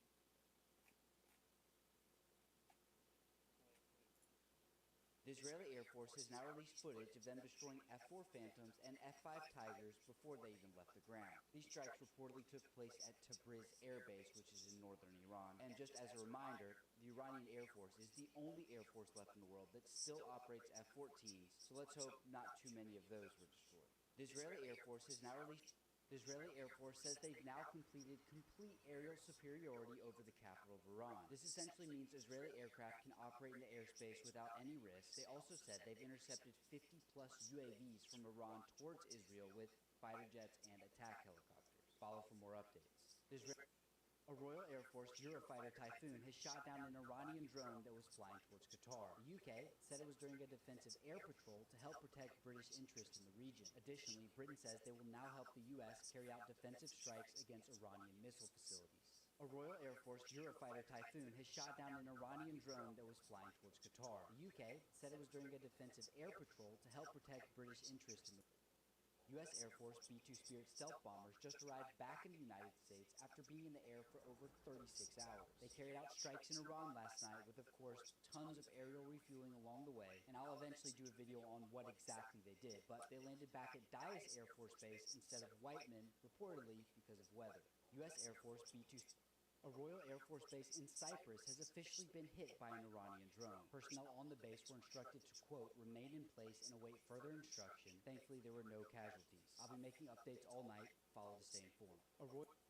The U.S. has just released more footage of strikes targeting planes that never got the chance to leave the ground. This time, we see an ancient Soviet-era Su-22 get destroyed, some one-way drones as well here, and then finally another Su-22. Seems like it'll only be a matter of time before they release footage of them doing this with the poor old F-14s. The U.S. has just released more footage of strikes targeting planes that never got the chance to leave the ground. This time, we see an ancient Soviet-era Su-22 get destroyed, some one-way drones as well here, and then finally another Su-22. Seems like it'll only be a matter of time before they release footage of them doing this with the poor old F-14s. A U.S. Air Force F-15 has just been shot down in Kuwait, and it's being attributed to a friendly fire accident. These videos just started surfacing, and this one you'll see in just a second shows the pilot eject, thankfully, with the F-15 on fire in a flat spin heading towards the ground. We have another video, much closer, showing the pilot descending with his parachute, and then another one with the pilot actually on the ground. He was even put into the back of someone's vehicle here. Again, this just happened. As we learn more, I'll make an update. Follow to stay informed. A total of 3 U.S. Air Force F-15s have now been shot down in Kuwait. This video that just surfaced shows the actual moment one of the F-15Es gets shot down. It immediately spirals out of control and enters a flat spin. And here's one of the 3 F-15s falling to the ground, engulfed in a ball of fire. All 3 of these shootdowns are being attributed to friendly fire, and thankfully all 6 crew members, the 3 Wizzos and 3 pilots, a U.S. Air Force F-15 has just... A total of 3 U.S. Air Force F-15s have now been shot down in Kuwait. This video that just surfaced shows the actual moment one of the F-15Es gets shot down. It immediately spirals out of control and enters a flat spin. And here's one of the 3 F-15s falling to the ground, engulfed in a ball of fire. All 3 of these shootdowns are being attributed to friendly fire, and thankfully all 6 crew members, the 3 Wizzos and 3 pilots, ejected safely. A total of 3 U.S. Air Force... Greece is now sending F-16s to defend Cyprus after, quote, unprovoked attacks from Iran. At least 1 Iranian unmanned drone hit Royal Air Force Base Akrotiri on the island, and at least 2 more have been intercepted. Like I said, as a response to this, Greece is now sending 2 F-16s and 2 frigates to Cyprus. Greece is now sending F-16s to defend Cyprus after, quote, unprovoked attacks from Iran. At least 1 Iranian unmanned drone hit Royal Air Force Base Akrotiri on the island, and at least 2 more have been intercepted. Like I said, as a response to this, Greece is now sending 2 F-16s and 2 frigates to Cyprus.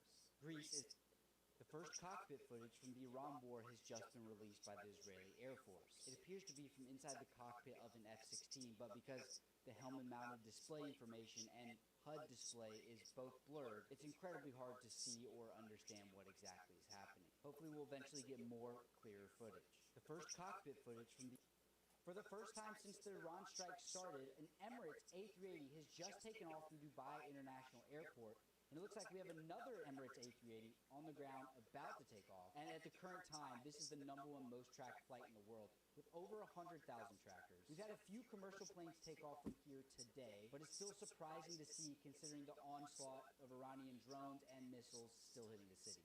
For the first, footage has surfaced of a Kuwait local approaching one of the F-15 crew members who was forced to eject, asking if they need help. Take a listen. Everything good? No problem. Thank you for helping us. Everything going okay?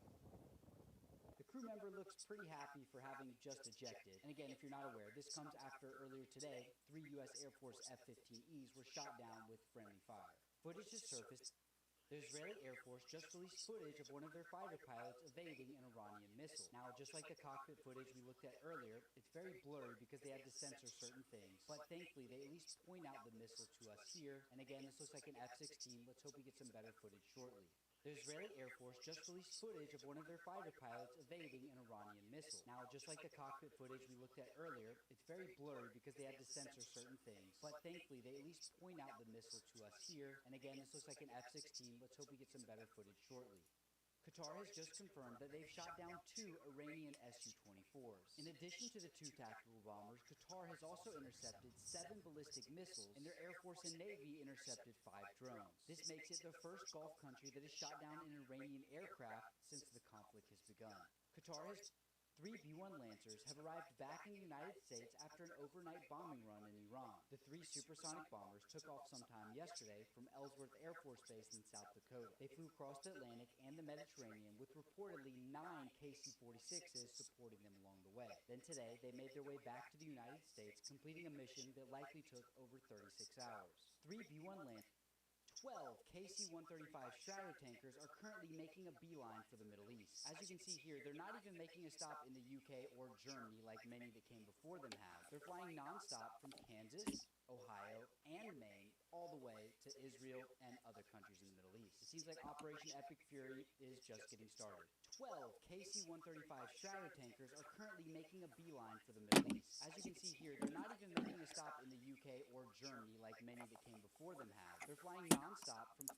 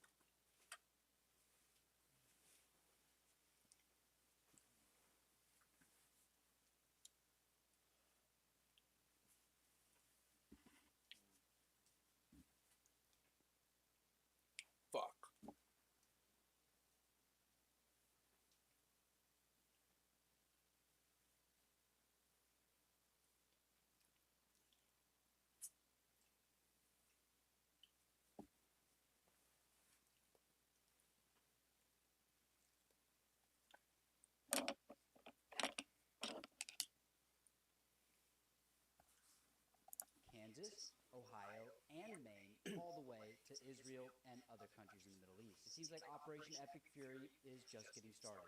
12 KC-135 Stratotankers are currently making a beeline for the Middle East.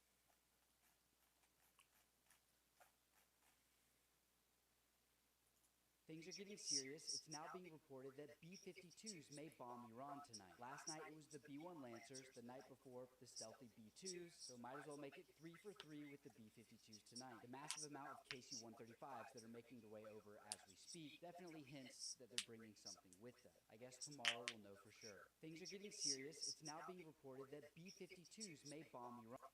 A Cessna 172 has just crashed into the Hudson River roughly 60 miles from New York City, right next to Stewart International Airport. The plane took off from Long Island, specifically Long Island MacArthur Airport, and then began heading north. It approaches New York International Airport and ends up doing a go-round, interestingly enough. After said go-round, it follows the Hudson River south for a while, before eventually doing a 180. It appears the plane tried to make its way back, but if we look here at the last second, it appears the pilots concluded that they weren't going to make it. It turns right and then descends all the way until it lands in the Hudson River. You can see here how close to the shore they put it down. It turns out the pilot lost the engine, hence the forced ditching in the water, and both pilot and occupant are expected to make a full recovery.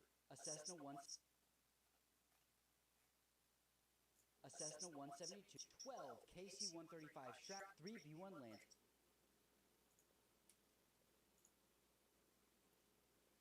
12. We have some major news right now. Donald Trump is not...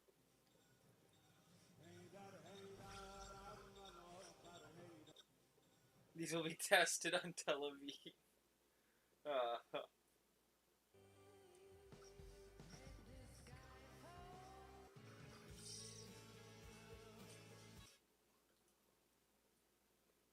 A UFO shot down F-15.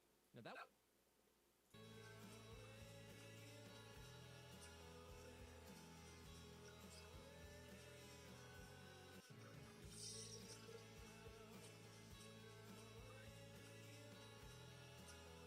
That wasn't a risk from the Israeli standpoint. That was the point. باخرة انقلبت في إحدى السواحل اليمنية، طبعا كانت تحمل أكثر من مليون رأس غنم، كانت باتجاه إلى إحدى الدول الخليجية. رزقنا اليمني حق رمضان وحق عيد الفطر وحق عيد الأضحى. الناس يصطادوا سمك وإحنا نصطاد غنم. A bunch of goats. باخرة انقلبت في إحدى السواحل اليمنية، طبعا كانت. شوف يا واحد شوف. هذا المسير يا بابا. شوف انزلوا هذول ايرانيين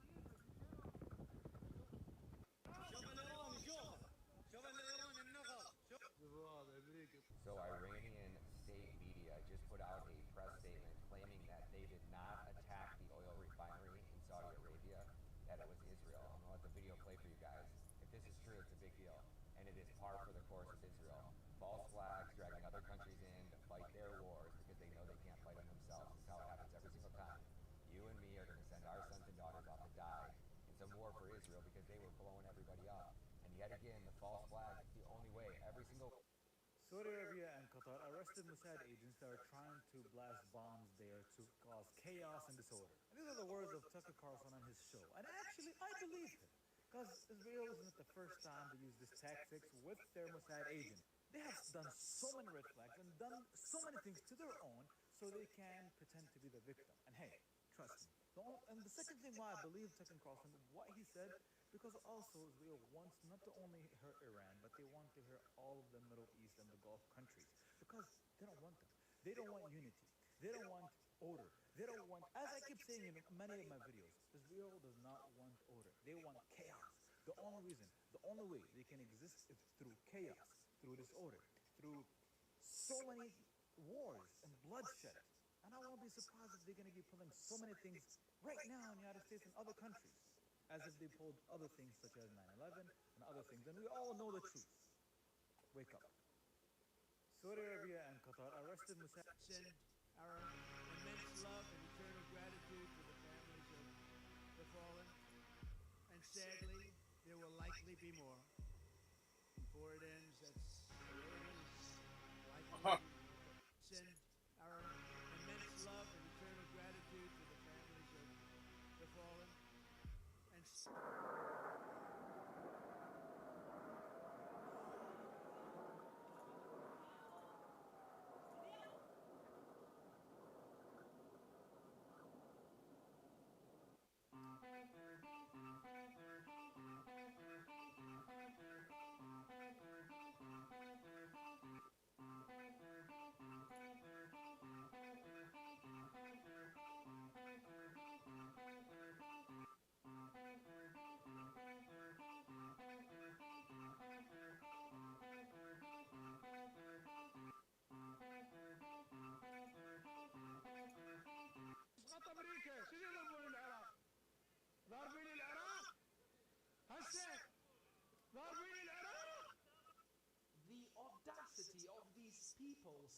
officials, the US officially abandoned us. No, you abandoned the Ummah. La hawla quwwata illa billah. Astaghfirullah. You abandoned the Ummah. You abandoned the people in Palestine. You abandoned the people in Yemen. You abandoned the people in Syria. You abandoned the people in Sudan. You and your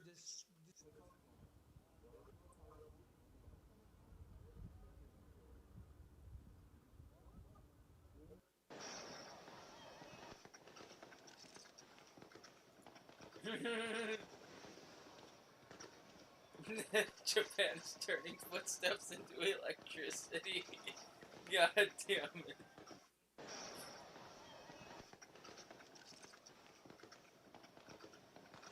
I don't know what that's supposed to be.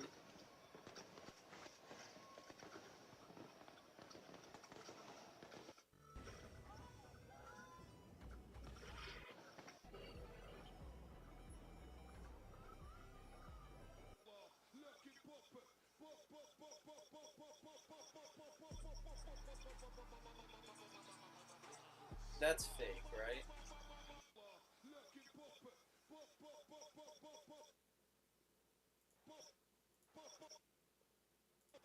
He wouldn't be standing there if there was a fucking missile streaking right by.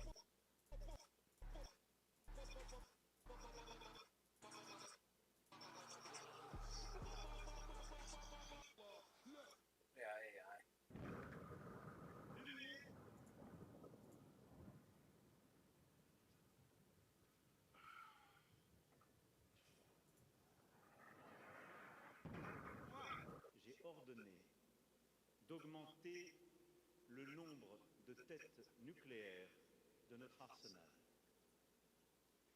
pour couper court à toute spéculation. Nous ne communiquerons plus sur les chiffres de notre arsenal nucléaire, contrairement à ce qui avait pu être le cas par le passé.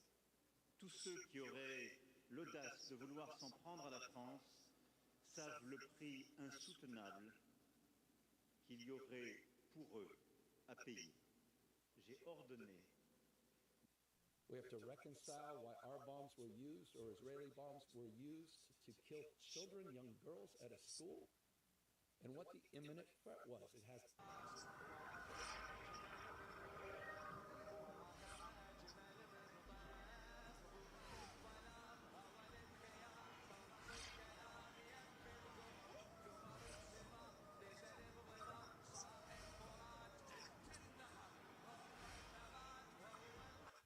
I see everybody freaking out about the draft, especially people of my demographic, obviously. And here's the thing, right, is that even if you get drafted, you don't have to go fight. Like, I'm sorry, if somebody knocks on my door, tells me that I'm drafted and I have to go die for my country, I'm beating the shit out of them. Or I'm getting my ass beat, and then I'm going to jail. But in my opinion, that's better than shooting brown kids for a rich guy. I'm sorry, but that is what it is.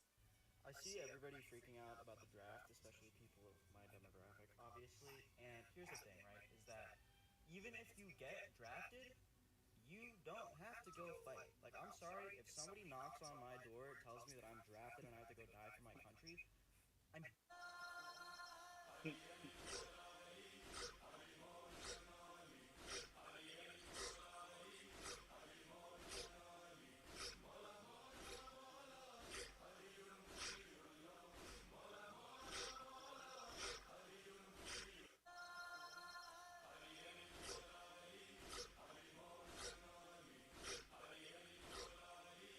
Classic suicide bomber strat? Is it real?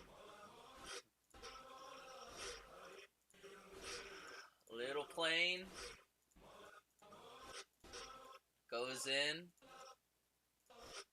big ass explosion. That was a fucking suicide bomber plane, dude. Holy shit.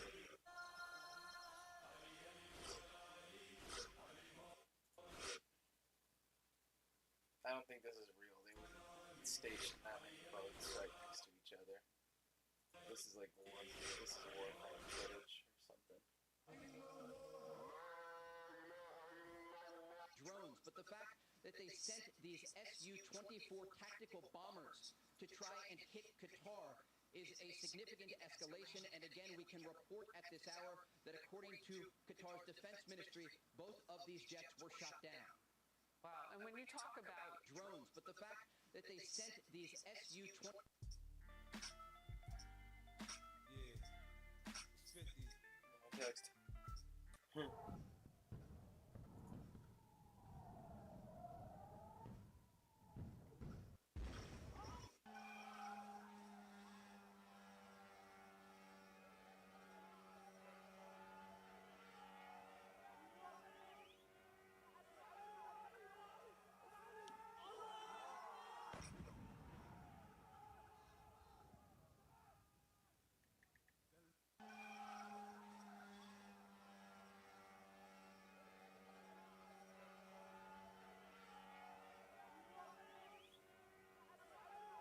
Mr. Speaker, our government intervention in the economy, the private affairs of citizens, and the internal affairs of foreign countries leads to uncertainty and many unintended consequences.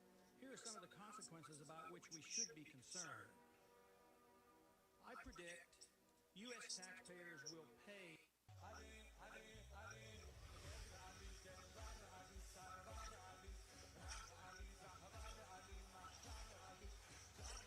American strikes Parliament building. IDF says it destroyed headquarters of state broadcaster in Tehran. Ukraine drone attack on Russia. Russian airstrikes shooting the drone down.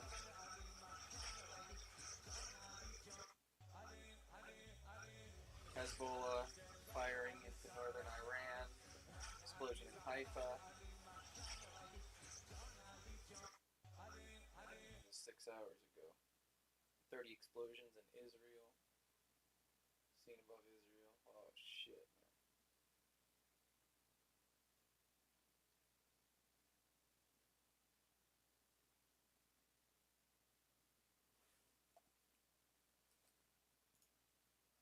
Ethan Levin's Instagram.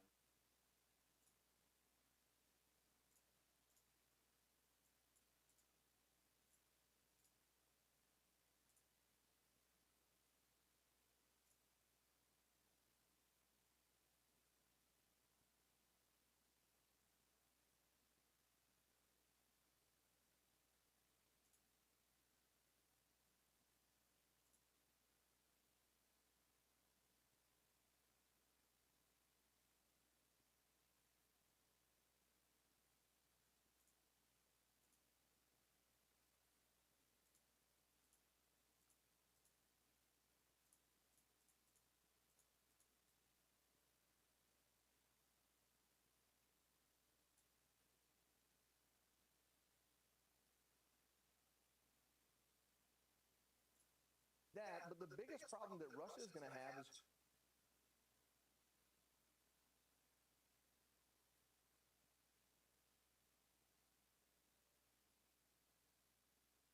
A moment ago, President Trump gave a progress report today on the Iran operation.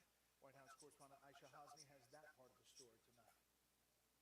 We're already substantially ahead of our time projections. We projected 4 to 5 weeks, but we have capability to go far longer than that.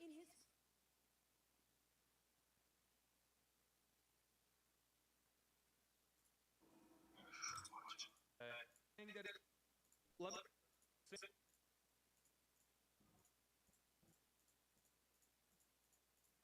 YouTube donations. It won't let me.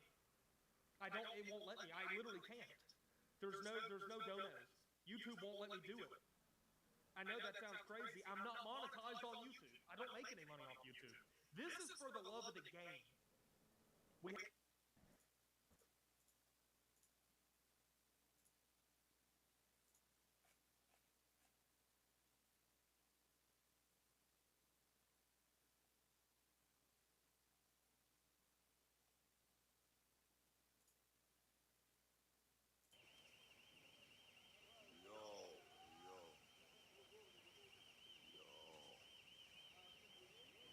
Something to look at is how hard the American media is pushing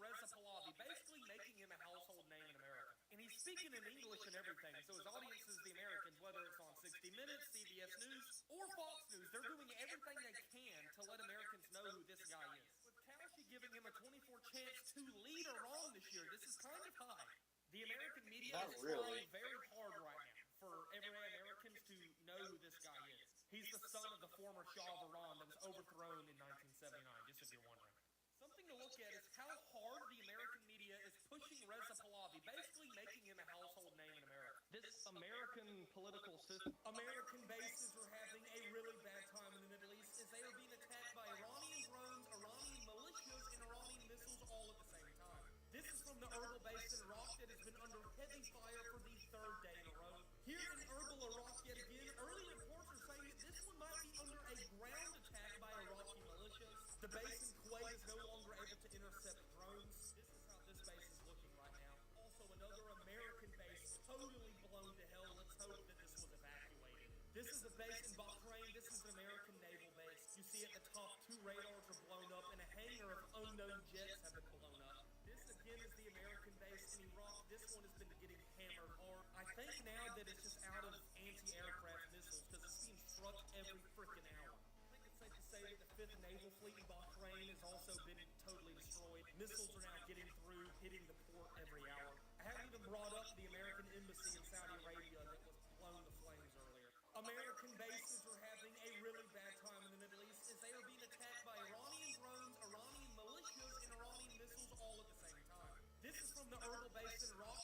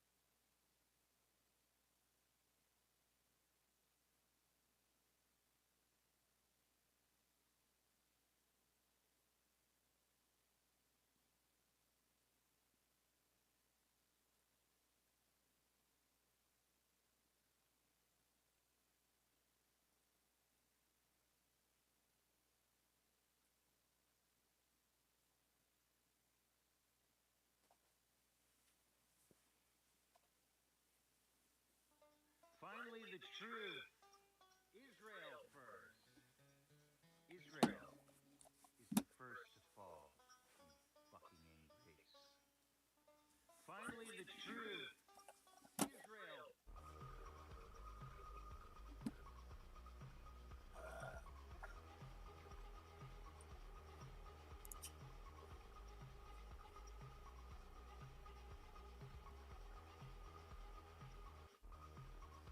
The U.S. has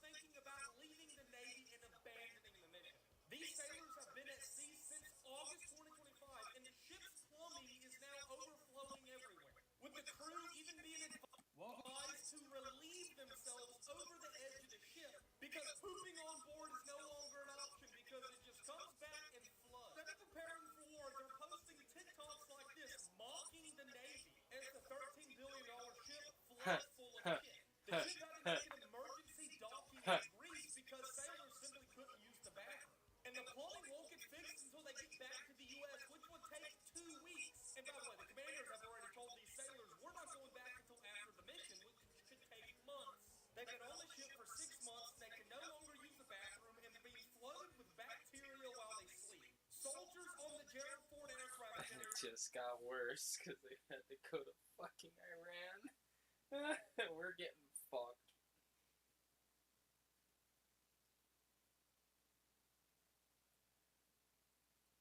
Do not relocate Todd from Korea to the Middle East. No.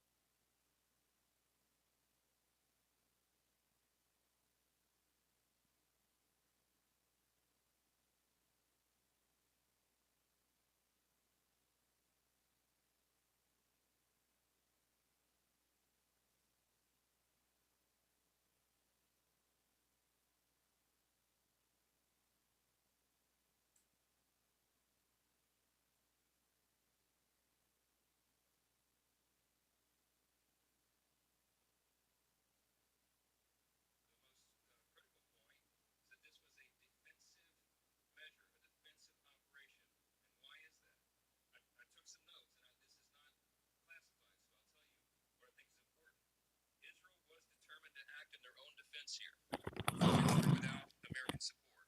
Why? Because Israel faced what they deemed to be an existential threat. Iran was building missiles at a rapid clip to the point where our allies in the region could not keep up.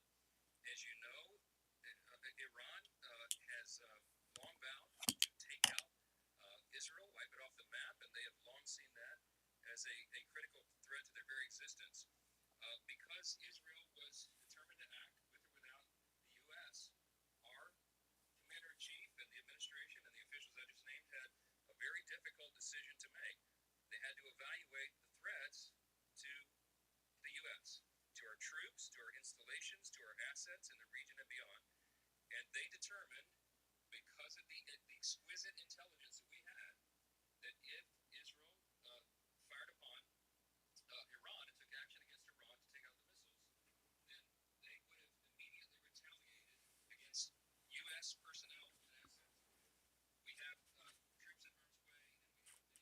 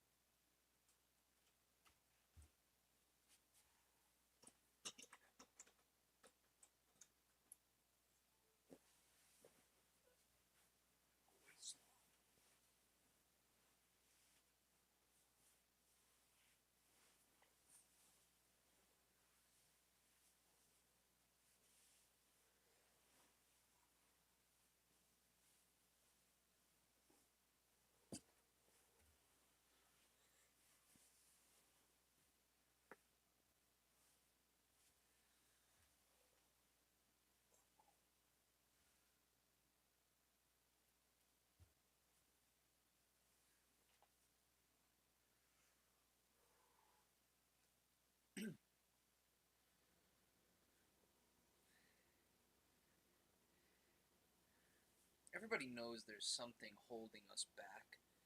We try and fight against it day in and day out, but we surrender and we succumb to the anger more often than not. And that's more than fair, that's more than human. Because there are inhuman and unfair forces always acting against us. We are damned from moment to moment. And so have our fathers been, and our forefathers before that. The long line. But that does not mean you should surrender.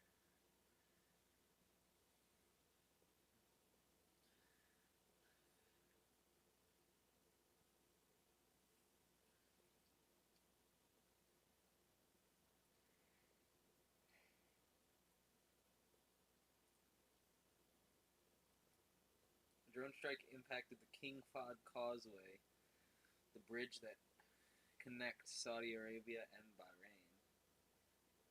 Uh-oh.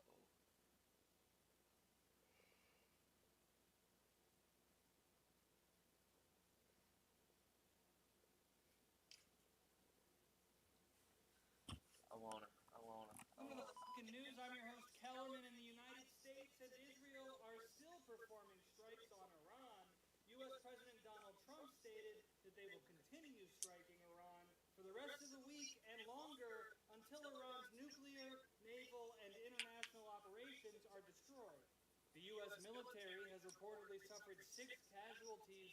Meanwhile, the Iranian death toll is somewhere around 550 so far, including Supreme Leader Ali Khamenei and several other high-level government and military figures.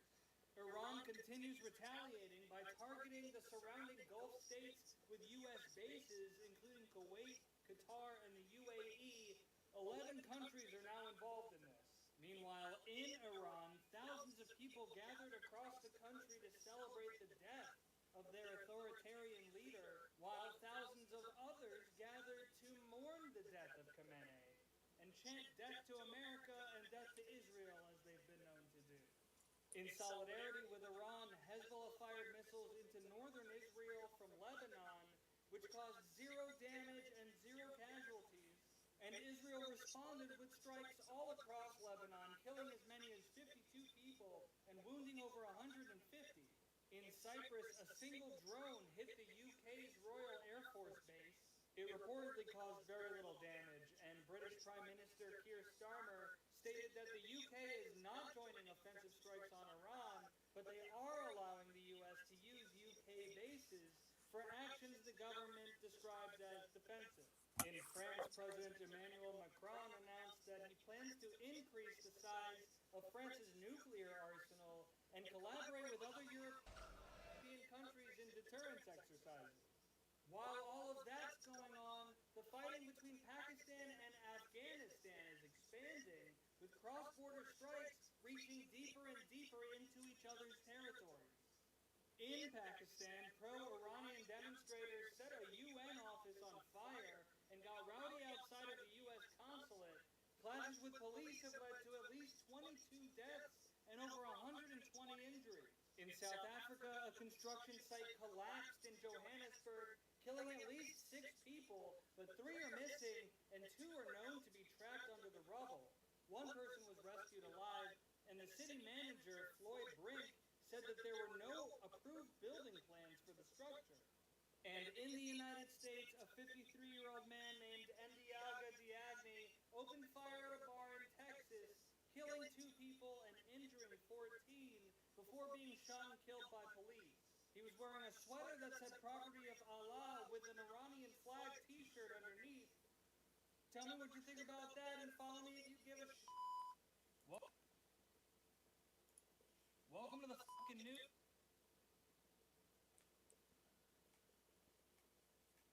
Two types of people. I mean, at this point, let's just hope it doesn't get any worse for the world. Peace and love for everyone.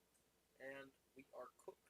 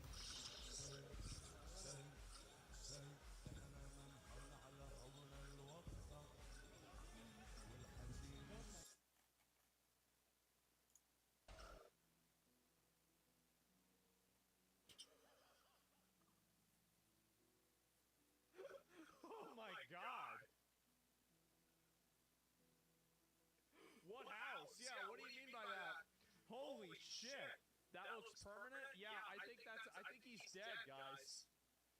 Discombobulated? No, I think this is the old way, right? And wow. Khomeini can see us home from here. I guess so. Iranian leader confirmed dead? Oh, absolutely.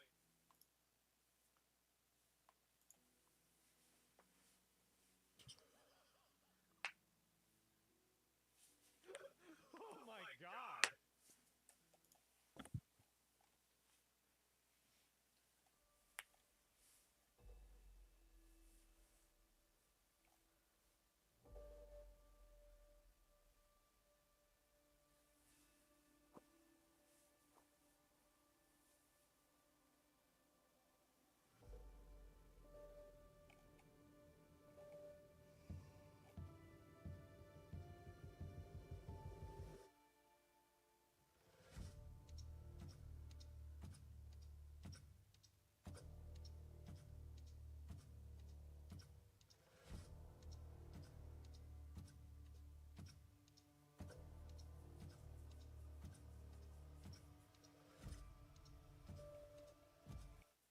We have a 2-year age gap. That means in the future, one of us is going to be... Ну що, не буду казати, ви не повірите, бо ви вже вірите мені, я думаю.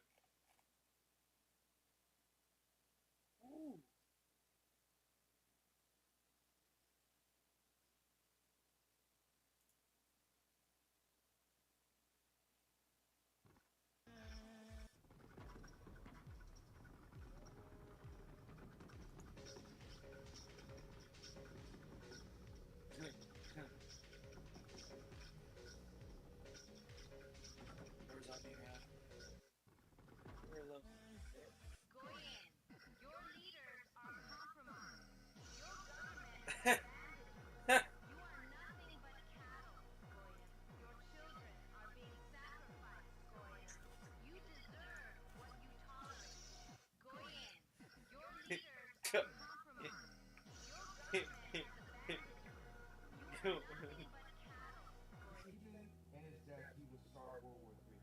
One of the soldiers asked how. Hitler replied, "The day mankind finds out what I was trying to defend this nation from, then that's the day World War III will start. For on that day, mankind will learn that I was trying to save my nation from the Freemasons, the Illuminati, the Jews.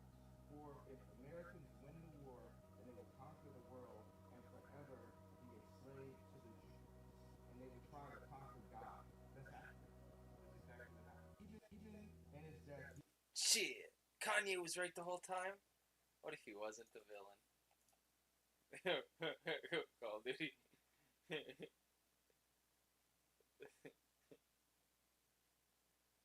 I don't know why it's not pushing this, but we're going to clip it and make it. This is not human. Sir, we just downed an aircraft.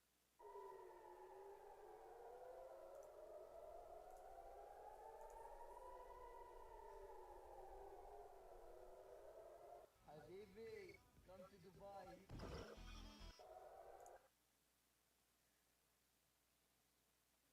Why not?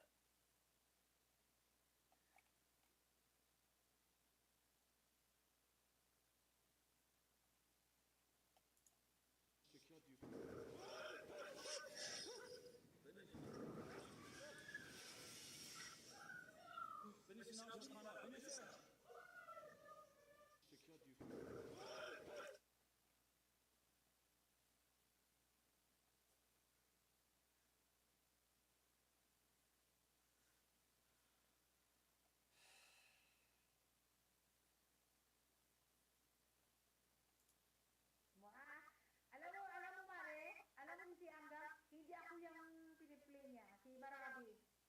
Kasi sabi niya kanina kay Marabi, 1/4 pa lang daw. Oh, fuck, dude. Oh, shit.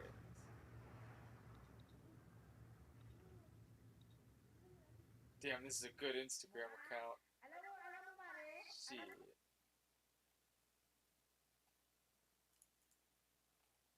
Fuck you.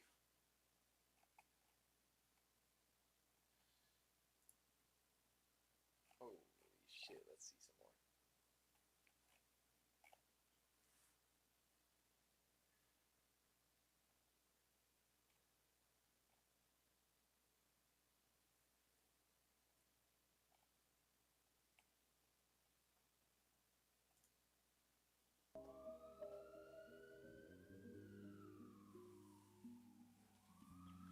At this point, I believe everything I see because there's, I don't know, if they get me, they get me. If they trick me, it's funny, honestly. Like when they were like, "Oh yeah, we're Kim Jong-un is giving nukes to Iran." I was like, "Shit."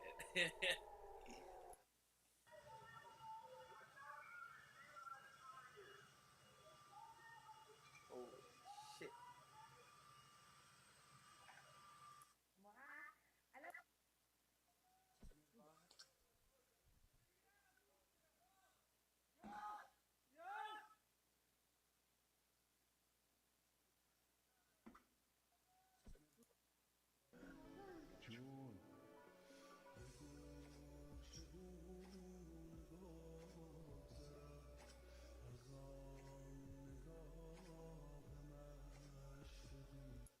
Clear, the use of British bases is limited to the agreed defensive purposes. We are... That's all. It was a good account. These are the kinds of things that make me laugh. This right here, I was scrolling, I just saw Trump reveals Epstein files. Dude. That would be so funny.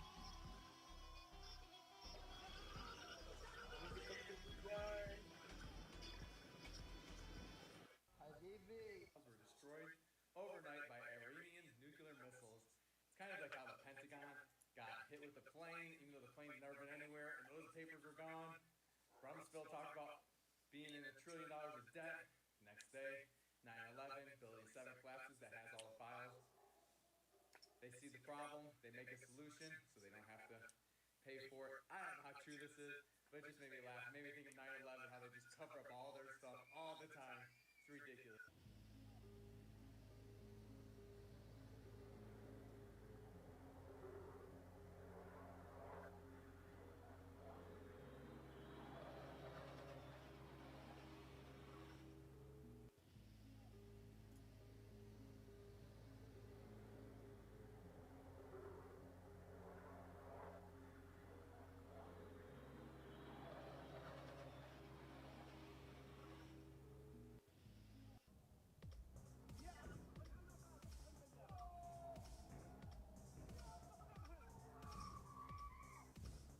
It's just...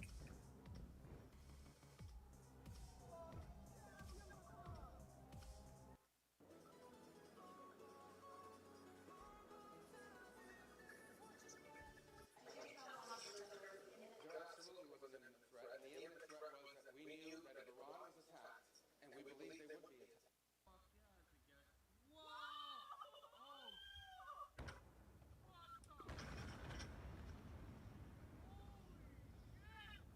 Is that the La Bomba?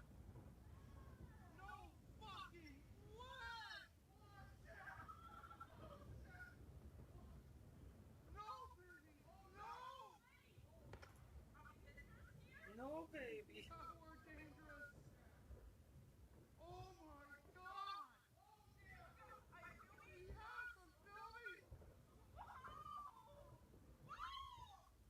China. Chemical depot in China.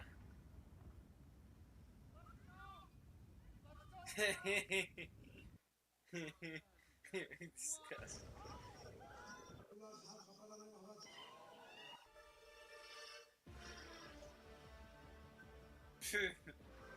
Oh shit. Dude, it actually is epic.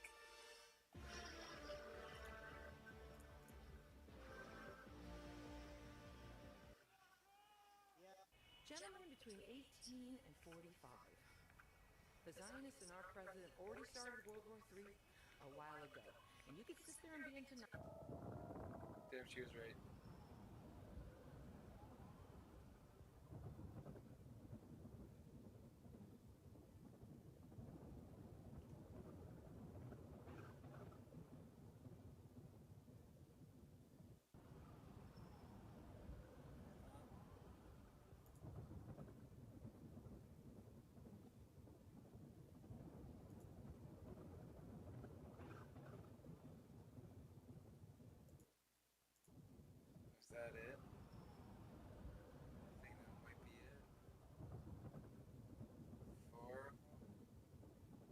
Making fun of Jewish people is the top one thing to ever exist. Like, these niggas are such crybabies. It's so fun to seeing one get mad. What are you gonna do? Take my bank account, nigga.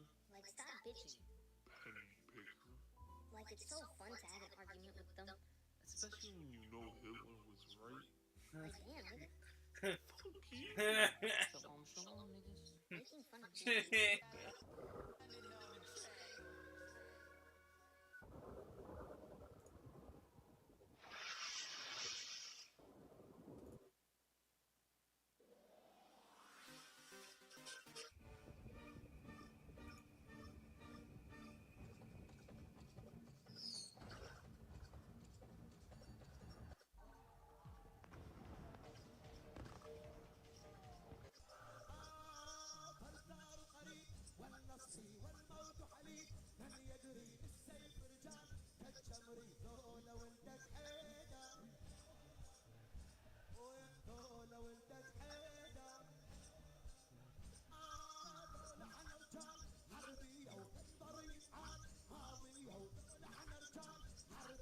SpaceX rocket followed Elon Musk and launched it a while ago. It did that. Dude, so is this code SpaceX and Elon Musk rockets? It's like, oh, we have a SpaceX too. We have an Elon Musk too. And they just bomb us. Bomb Israel. Yeah, so Trump recently came on and said that the Iranian people, especially Iranian women, were oppressed and that they needed American help to get rid of their own governments. And I would just like to bring it to everybody's attention on the internet that there are laws out there that if a girl is raped. To anyone who doesn't know, America cannot win this war by bombing Iran. There's going to have to be a ground invasion.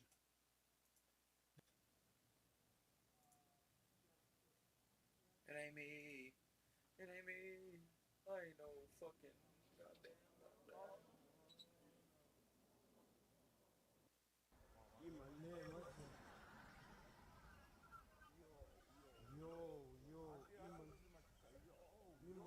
We got way more interceptors that are coming now, multiple directions here. Oh my.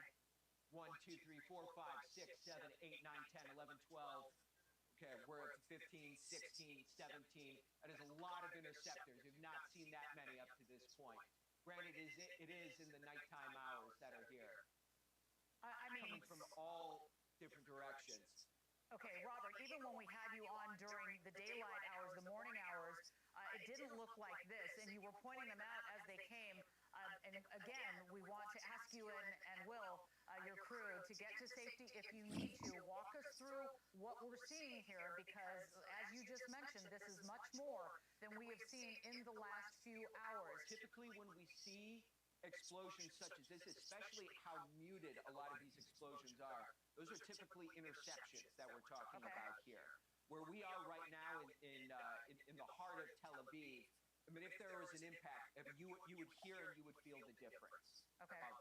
But these are way off in the distance. So at first glance, and I mean, we'll get a better indication of this in the next few minutes, at first glance, these do appear to be somewhat elevated. We got way more interceptors that are coming now, multiple directions here. Oh my. 1, 2, 3, 4, 5, 6, 7, 8, 9, 10, 11, 12. Okay, we're up to 15, 16, 17. That is a lot of interceptors. We've not... Jeffrey Epstein said, you missed a big event on Saturday. There were a dozen one-year-olds. Hey, by the way, happy Hanukkah. Somebody aged 10. Where are you? Are you okay? I loved the torture video, Jeffrey. The more Jew you are, the smarter you are. As you probably know, I represent the Rothschilds. It doesn't matter what the Goyim say. What matters is what the Jays say. Goyim were born only to serve us. Jeffrey Epstein said, you missed a big event on Saturday. There were a dozen one-year-olds. Hey, by the way... Dog. Hey, happy... Iran, please stop. We lose, you win. Please stop. Where is it? Where is it? Where is it? Where is it? I know it's here. I know it. Please leave me alone. Israel is the only country for us. Sir, can you tell us what happened here? Iran, please stop. We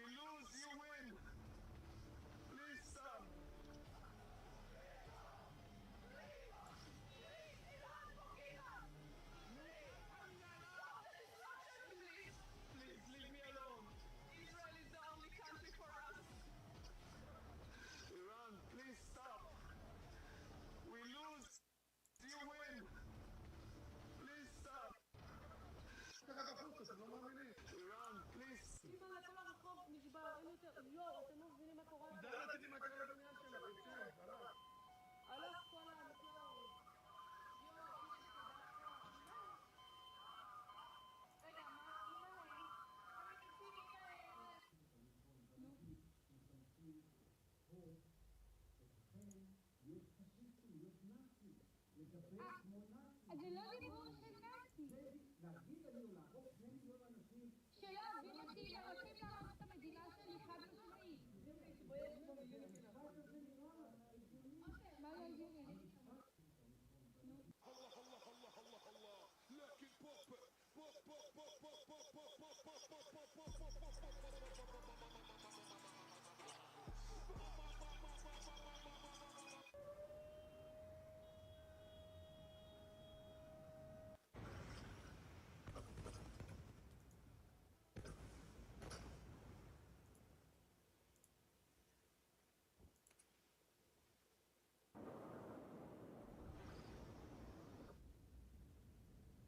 That wasn't the war, that was fucking port explosion. I forget which one. That was like 2 years ago.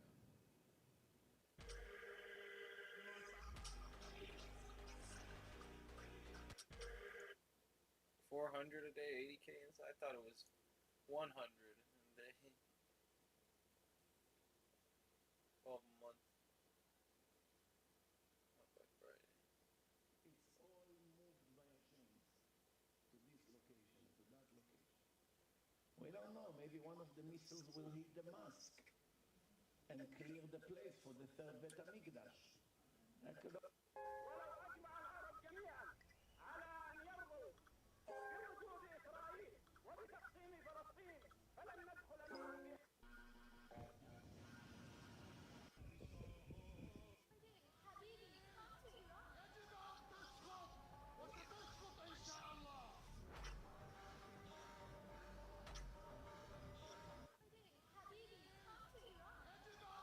It's wrong for America to enter into this war. It's wrong. It's going to destroy America. America is going to lose. America, if it has a role, they should bring peace. They even talk about the discombobulator because they never got a shot off. The Russian equipment didn't work, the Chinese equipment didn't work.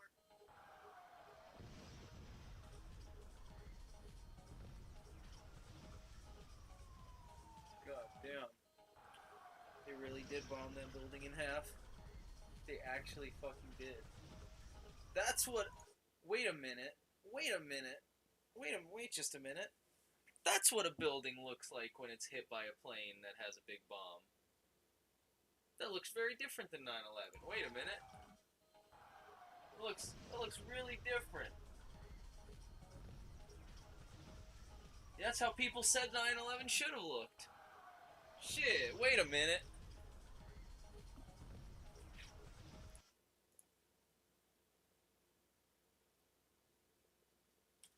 Yeah, yeah.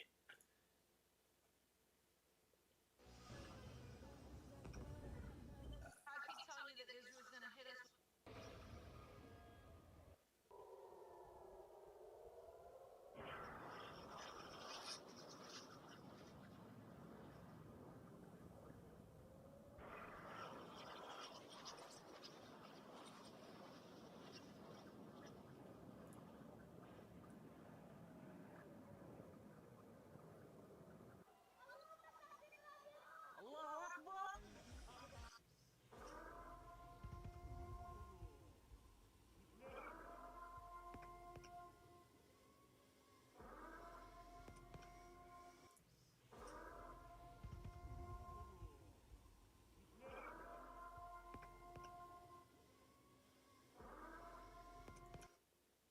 What was that bomb?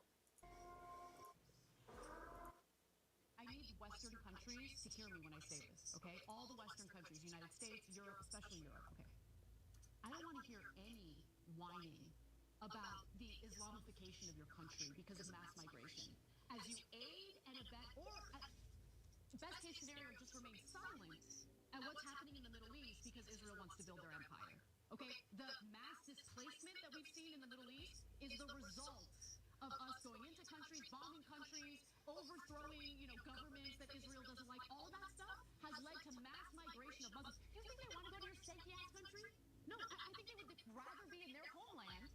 can't live in their homeland because it's been bombed to smithereens. That's the reality of the situation. So if you don't want the Islamification of your country, how about you stop aiding and abetting Israel in their disgusting land grabs and empire building? How about that? Yeah. Look, some people, of course, want to live in lovely European countries. Look, Europe's awesome. I love Europe. But it makes me so angry that people are blind to what's happening, right? They think they're the bottom line. They think they're so great. And it's like, oh my God, we're being invaded. No, you are aiding and abetting the destruction of these countries. Where do you think people are going to go? What do you think is happening with the Palestinian people right now?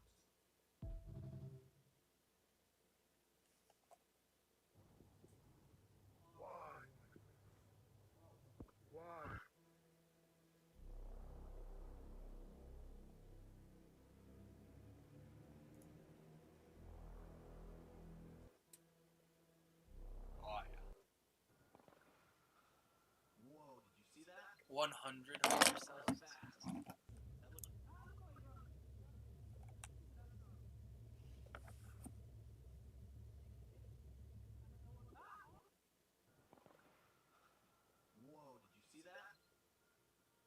looked...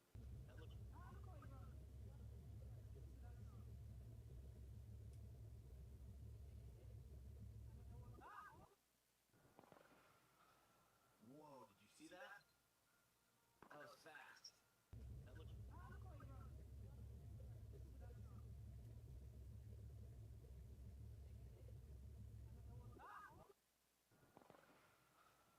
Whoa, did you see that? That was fast. That looked...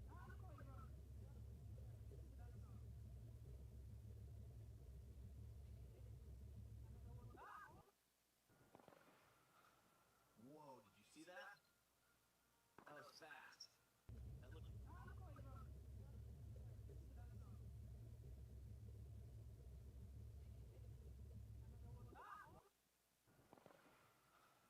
Whoa, did you see that? That was fast. That looked... Whoa, did you see that?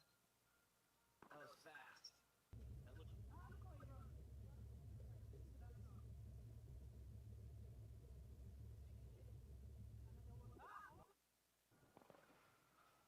Whoa, did you see that? That was fast.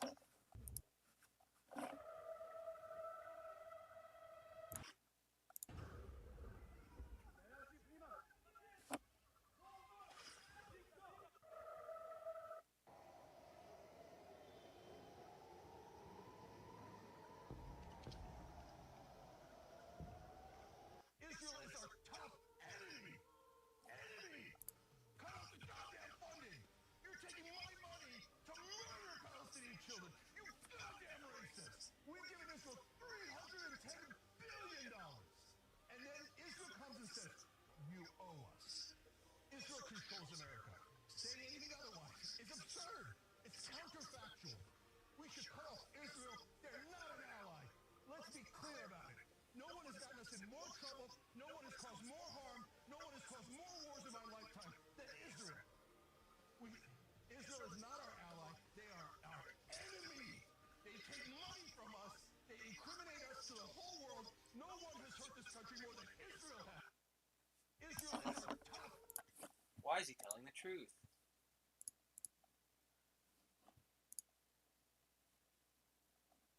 Basically, through block voting, Orthodox Jews won enough seats to control the East Round Post School Board and went on to eliminate hundreds of public school positions.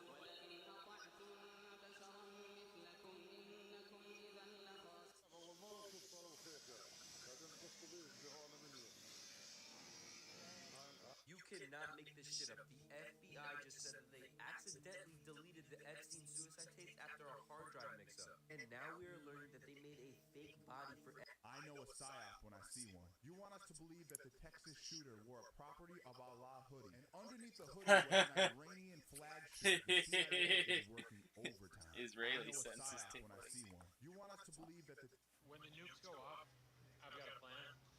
But but it's not like, it's not a safety plan, it's not a rescue plan, it's not a survival plan. I have some. Yeah, I would. We can see it.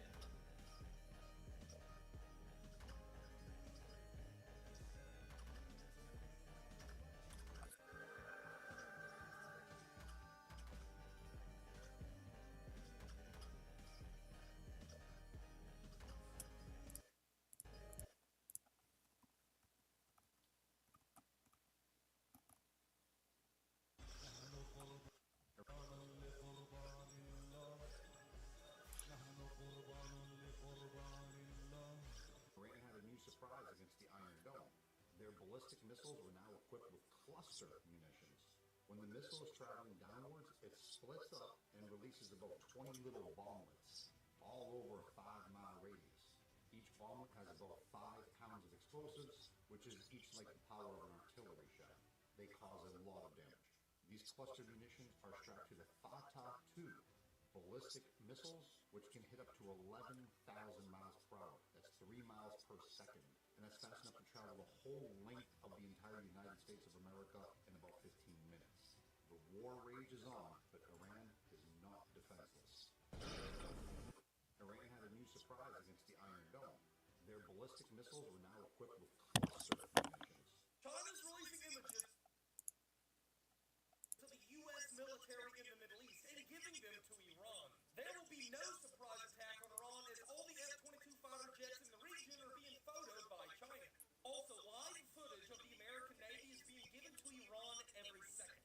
Iran knows every move of the American aircraft carriers. And it's not just fighter jets, it's every plane in the Middle East. And even every hangar, so if a plane tries to slip out of this without us seeing, the Chinese will see. Here's more in Bahrain. This is the closest basis to Iran, and the Chinese are watching every movement, every plane. And what is this, you might be asking? Well, the Chinese released a photo from this of 2015, never seen before. I thought that was supposed to be stealthy. Last year, the Chinese and Iranians replaced the GPS, which is American, with the Chinese Beidou, which means the Iranians now have full access to the Chinese satellites, confirming there will no longer be any surprise attack on Iran, and it seems to have frozen the Americans in place. Comment your thoughts and follow me.